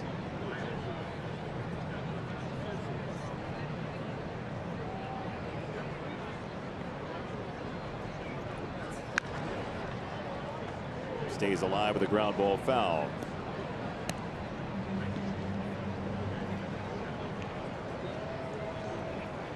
(7-6) the Sox in the series opener. Then the Mariners got Chris Sale, though Chris was fantastic 2 nights ago. 3-1 Seattle. Last night Sox won 9-3 and a close one today in the finale.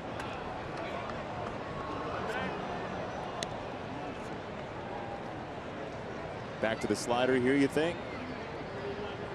Seems to me that's a pitch he wants to get him on.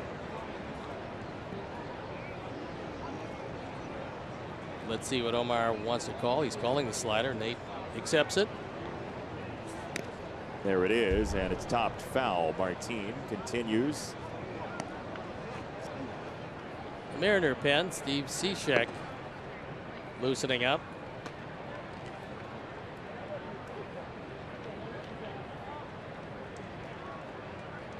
Sidewinding right-hander. Been pretty good out of the pen this year and has chucked up 25 saves.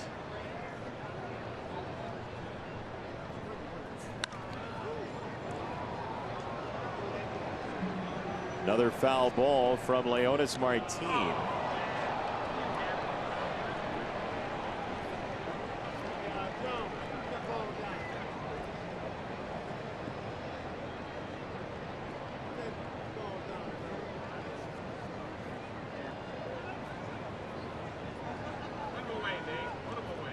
Two and two. Pitch number 9 sprayed away.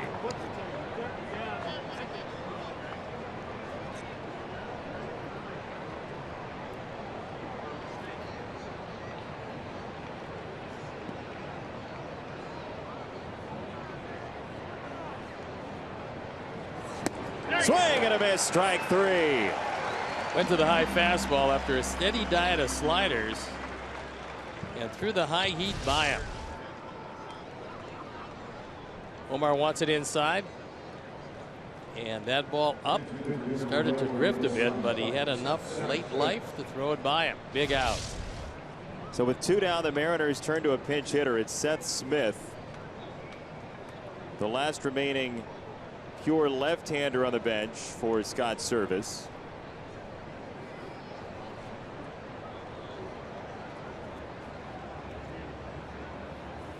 And although he's been a good hitter this year, as a pinch hitter, not so much.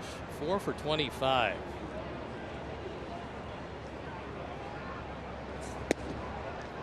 There's a strike on Smith.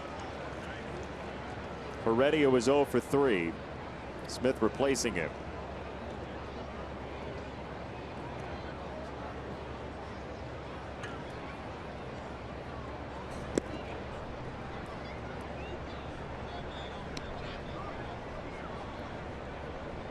Well, this is a Mariners team that has lost 4 out of 5.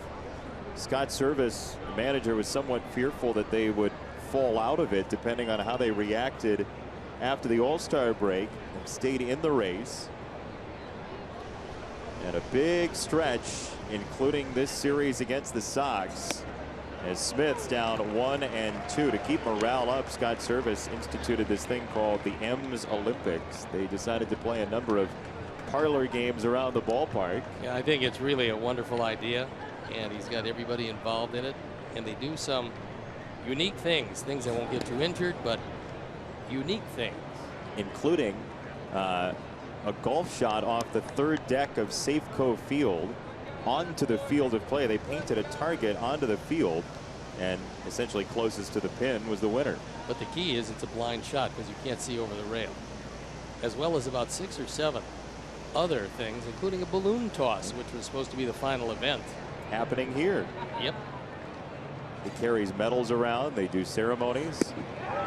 And that's the closing ceremony for the top of the 8th. A strikeout of Smith. Nate Jones. A 1-2 3/8 inning. 2-1 Sox.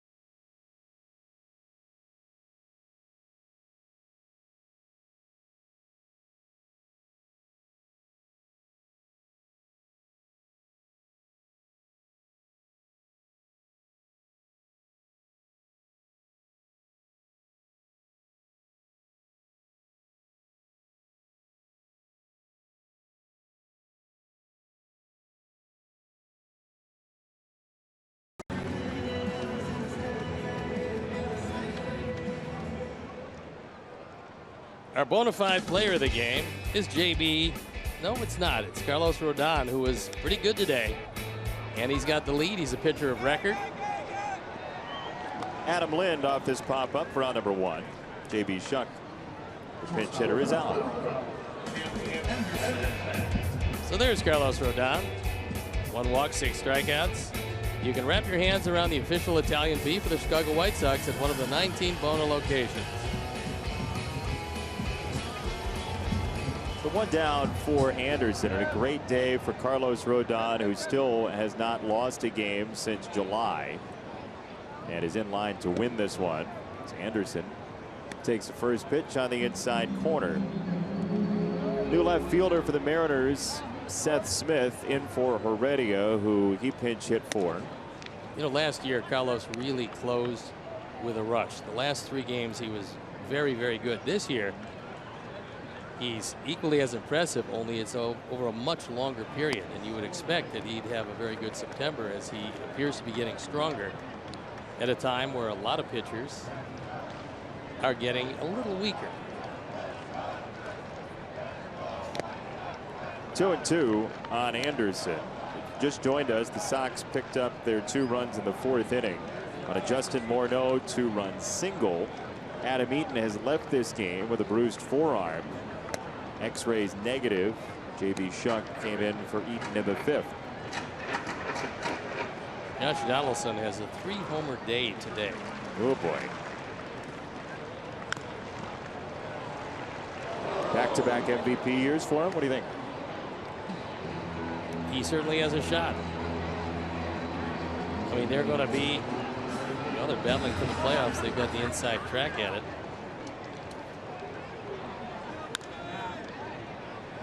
Foul ball from Anderson. There might be some sentiment for Big Poppy, because to a man, the Red Sox say they're just not the same with Poppy out of that lineup because of the left-handed power he provides. So it's not the best year. Ripped to left, Anderson with a 1-out single. Huge hit. Biggest hit of the ball game so far. That smacks of pick-to-click droppings.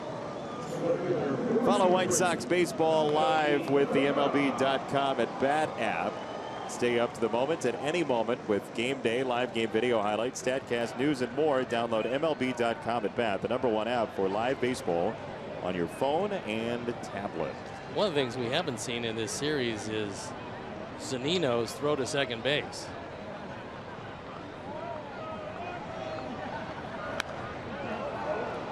Sox running game has not played a big role in this 4-game set. Mariners are going to stop coming here, by the way. The Sox are 27-8 in this ballpark against Seattle since 2008.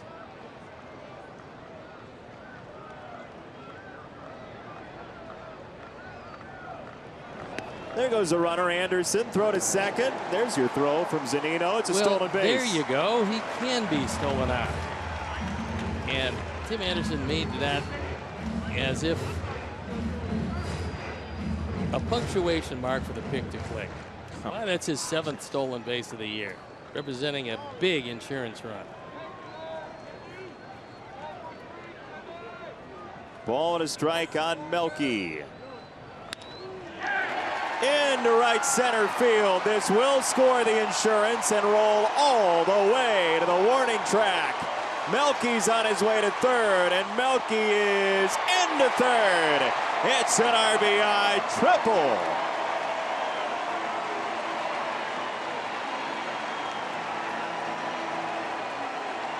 RBI number 59 and a huge run. Our Mazda replay as Melky on a changeup reaches out, stays back, and drills it into the gap.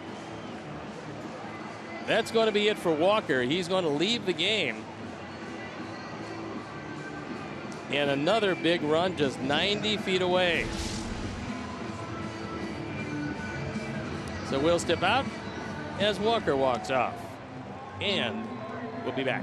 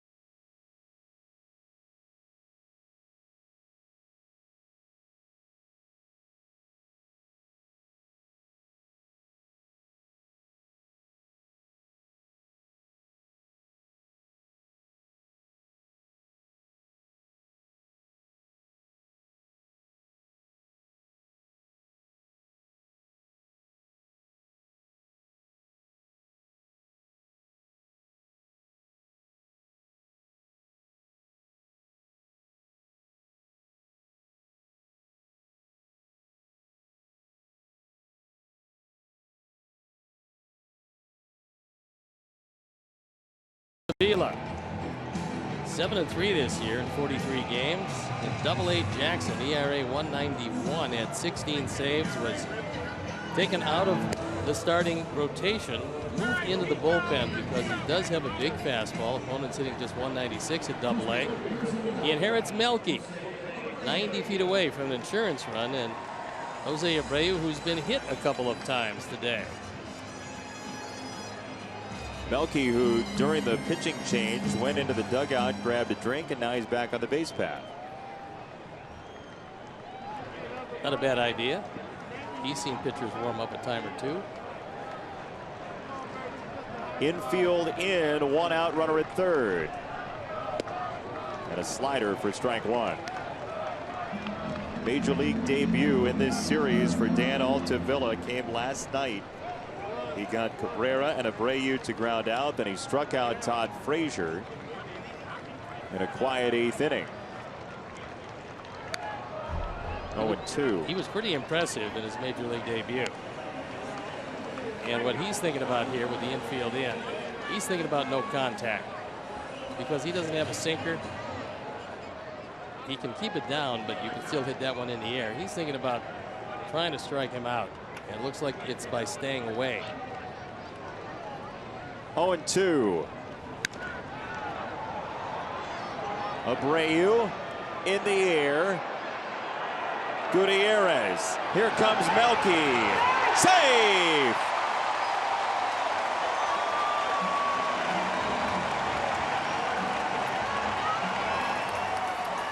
RBI 73 as Melky dives around Zunino. That throw is up the line. Gutierrez does not have a normal right fielder's arm. Best arm in the outfield, Martin in center, and Gutierrez throws it off the mark. And Melky flies by with a 4th run. Some breathing room for the 9th as Morneau comes up. Sox trying to go to 28-8 in this ballpark against the Mariners since 2008. This is just pure vengeance, by the way, because back in 1969, it was a different organization, but the city of Seattle had a major league team for a year, the Seattle Pilots. Pilots, yes. The Pilots' first ever home win came against the White Sox. Morneau left center, tailing away into the gap. Justin Morneau revs it up for extra bases, and he's got a 2-out double.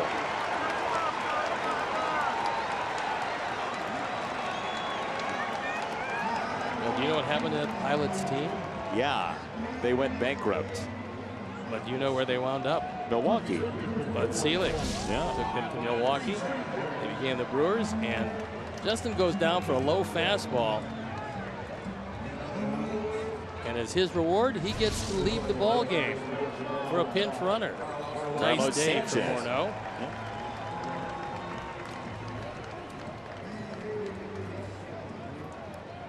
Sanchez, the pinch runner. Todd Frazier, the batter. Yeah, 34 home wins for the Pilots. First one came against the Sox at 6 Stadium. Tough year for them. They got a beautiful stadium these days, however. A little more modern. Yeah. Retractable dome. Safeco's good looking park.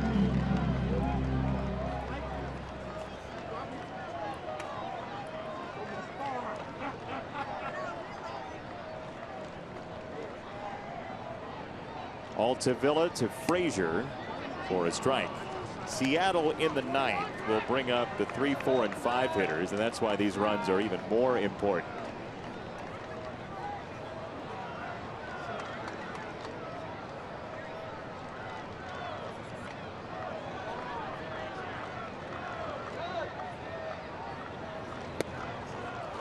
Strike 2.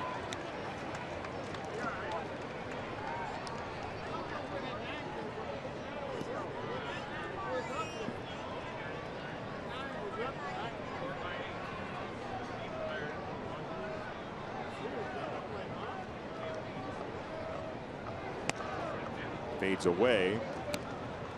2 balls, 2 strikes on Frazier.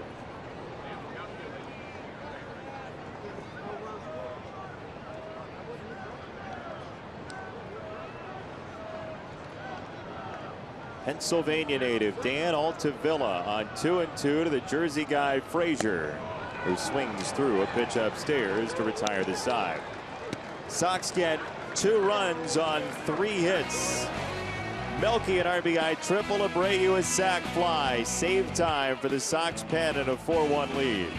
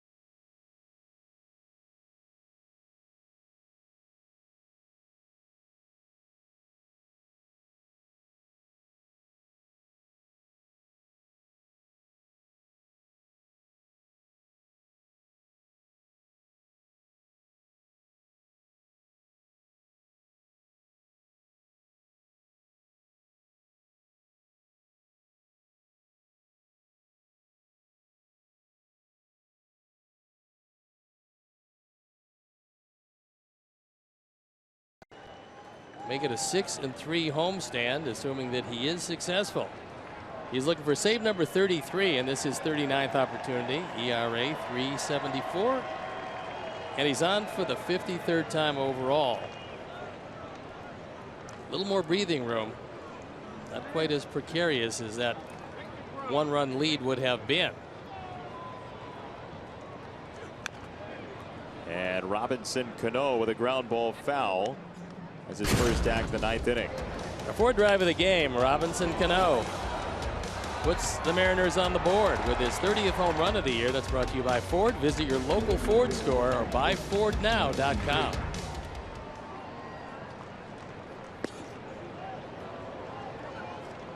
Ball and a strike on Cano, who came to the U.S. in 1996, went to high school in Newark, New Jersey, went back to the Dominican in '99, signed with the Yankees in '01, and has had a marvelous career. He has a hit to open the 9th inning, and he freezes at first base. Leadoff single for Cano.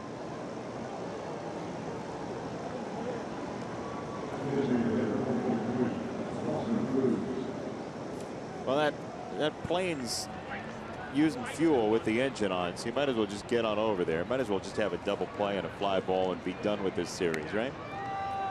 That would be awfully nice. Sox will head to Detroit. Little work to do.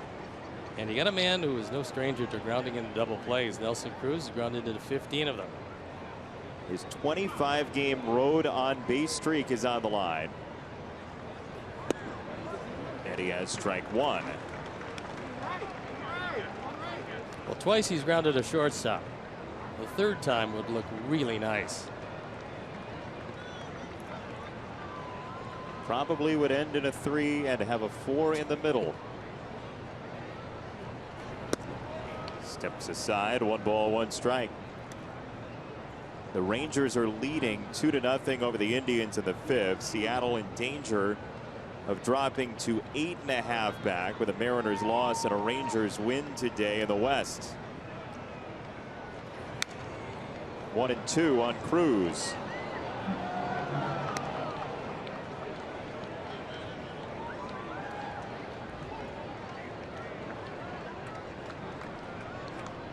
Seattle has a good starting rotation. They've had problems in the bullpen. They have an overwhelming closer. That's one of the reasons why they brought Altavilla up, hoping that he could bridge the gap to Edwin Diaz. 1-2. Touched foul.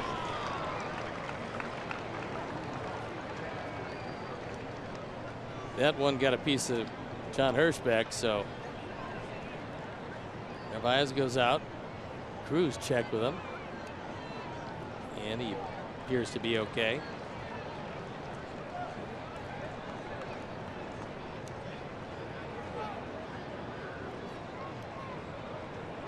In the game in Seattle, when the Mariners came back to beat the Sox and Chris Sale, Robertson walked Nelson Cruz in that 4-run 9th inning for the Mariners. Cruz stays alive here.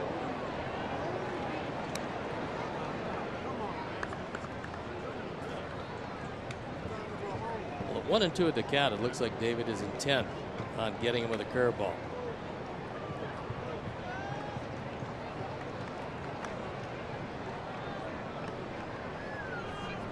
Pitch number 6 on Cruz. Went fastball and he flipped it foul. Good battle.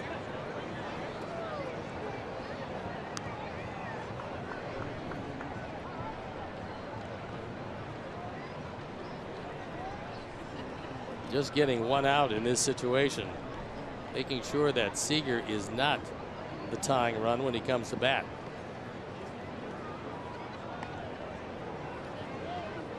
Ball and 2 strikes. Another foul ball from Cruz. 4 straight 2-strike foul balls. There's a look at Kyle Seager. He's got a couple of hits today.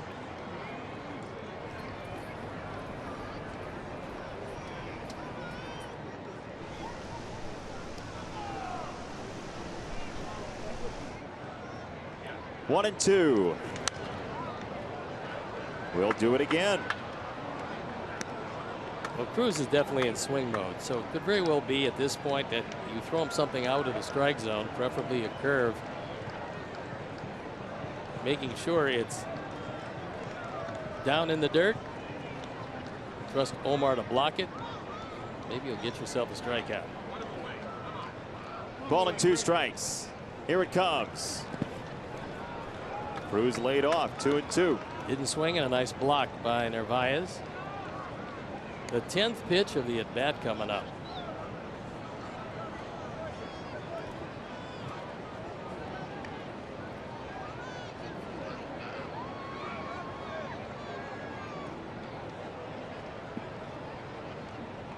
Robertson and Cruz. Cano at first. 2-2. Low.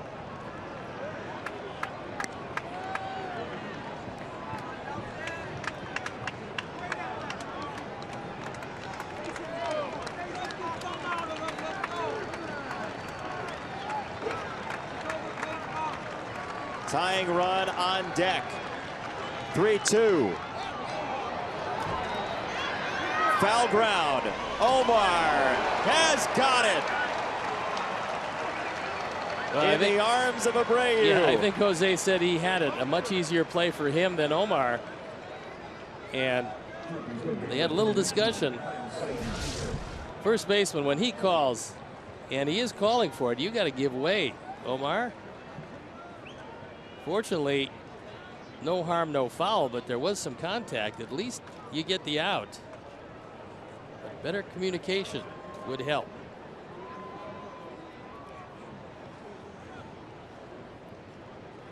They share a laugh that's a little bit heartier with the ball in the glove.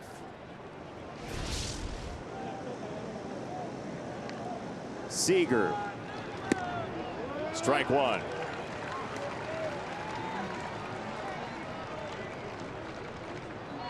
A triple He was stranded at third in the second inning by Rodon. Then a single in the seventh. He was left on again. 0-2. That pitch way out of the zone, and Seager's trying to walk it off because he realized he expanded his zone a good 6-8 inches on that curveball. You go right back there now? I would try it again. As long as it worked once, you're at 0-2. You might as well try it again.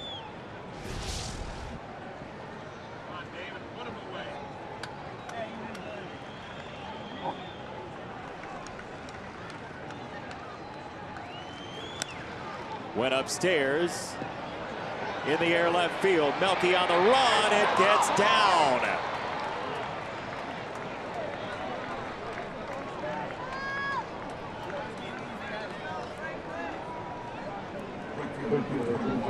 Tying runs coming up. Threw a high fastball, and Seager able to guide it down the line. He sees where it is. Melky just can't get to it.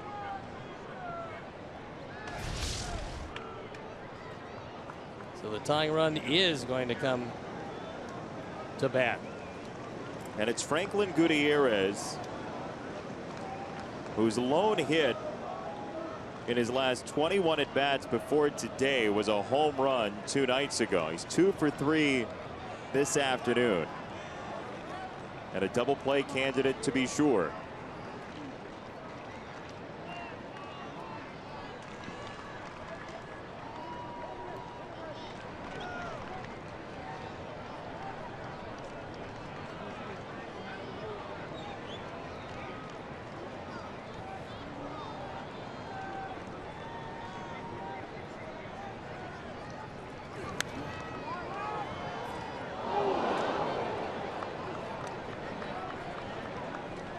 One strike on Gutierrez.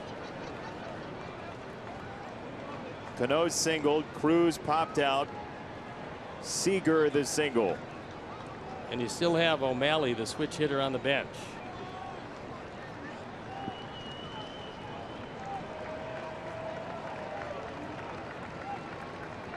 Oh, and 1 in the dirt.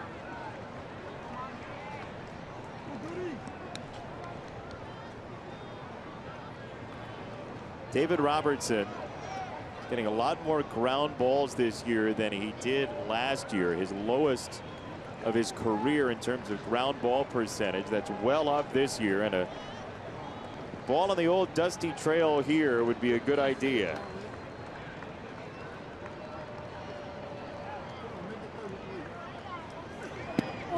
Strike 2, he snaps in. Gutierrez does have an uppercut swing. That's the reason for only 5 double plays and 212 at bats. But this is a late breaking, very good curveball, splitting the middle of the plate and buckling the knees of Gutierrez.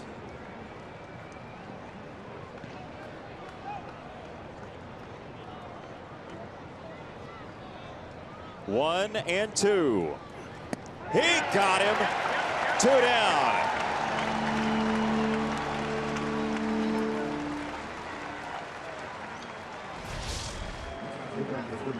He went with a curveball, and it was a dandy. A little better than the pitch before, because this one out of the zone, there really wasn't anything that Gutierrez could have done with it. His best bolt there was maybe foul it off. So it's up to Mike Zunino, the powerful catcher who has 9 homers and 88 at bats with the Mariners this year. He looks at strike 1. A bullseye at 93.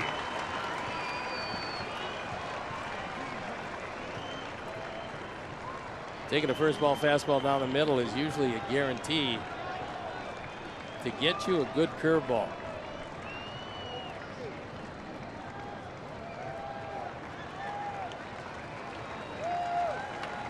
Two on, 2 out. 3-run game. Third base, Frazier wins the race, and the Sox take the series. 4-1 your final this afternoon. David Robertson gets the job done. Carlos Rodon gets yet another win. And it is a curveball. It's down. Zunino right at Frazier, who does it the easy way. Just a good, solid game all the way around. And Rodon wins his 5th. And Robbie saves his 33rd. August has been mighty kind to Carlos Rodon. Robin Ventura's team completes the homestand at 6-3. And the Sox are back in the win column once again for the 63rd time this year. They win. We'll wrap it up for you next.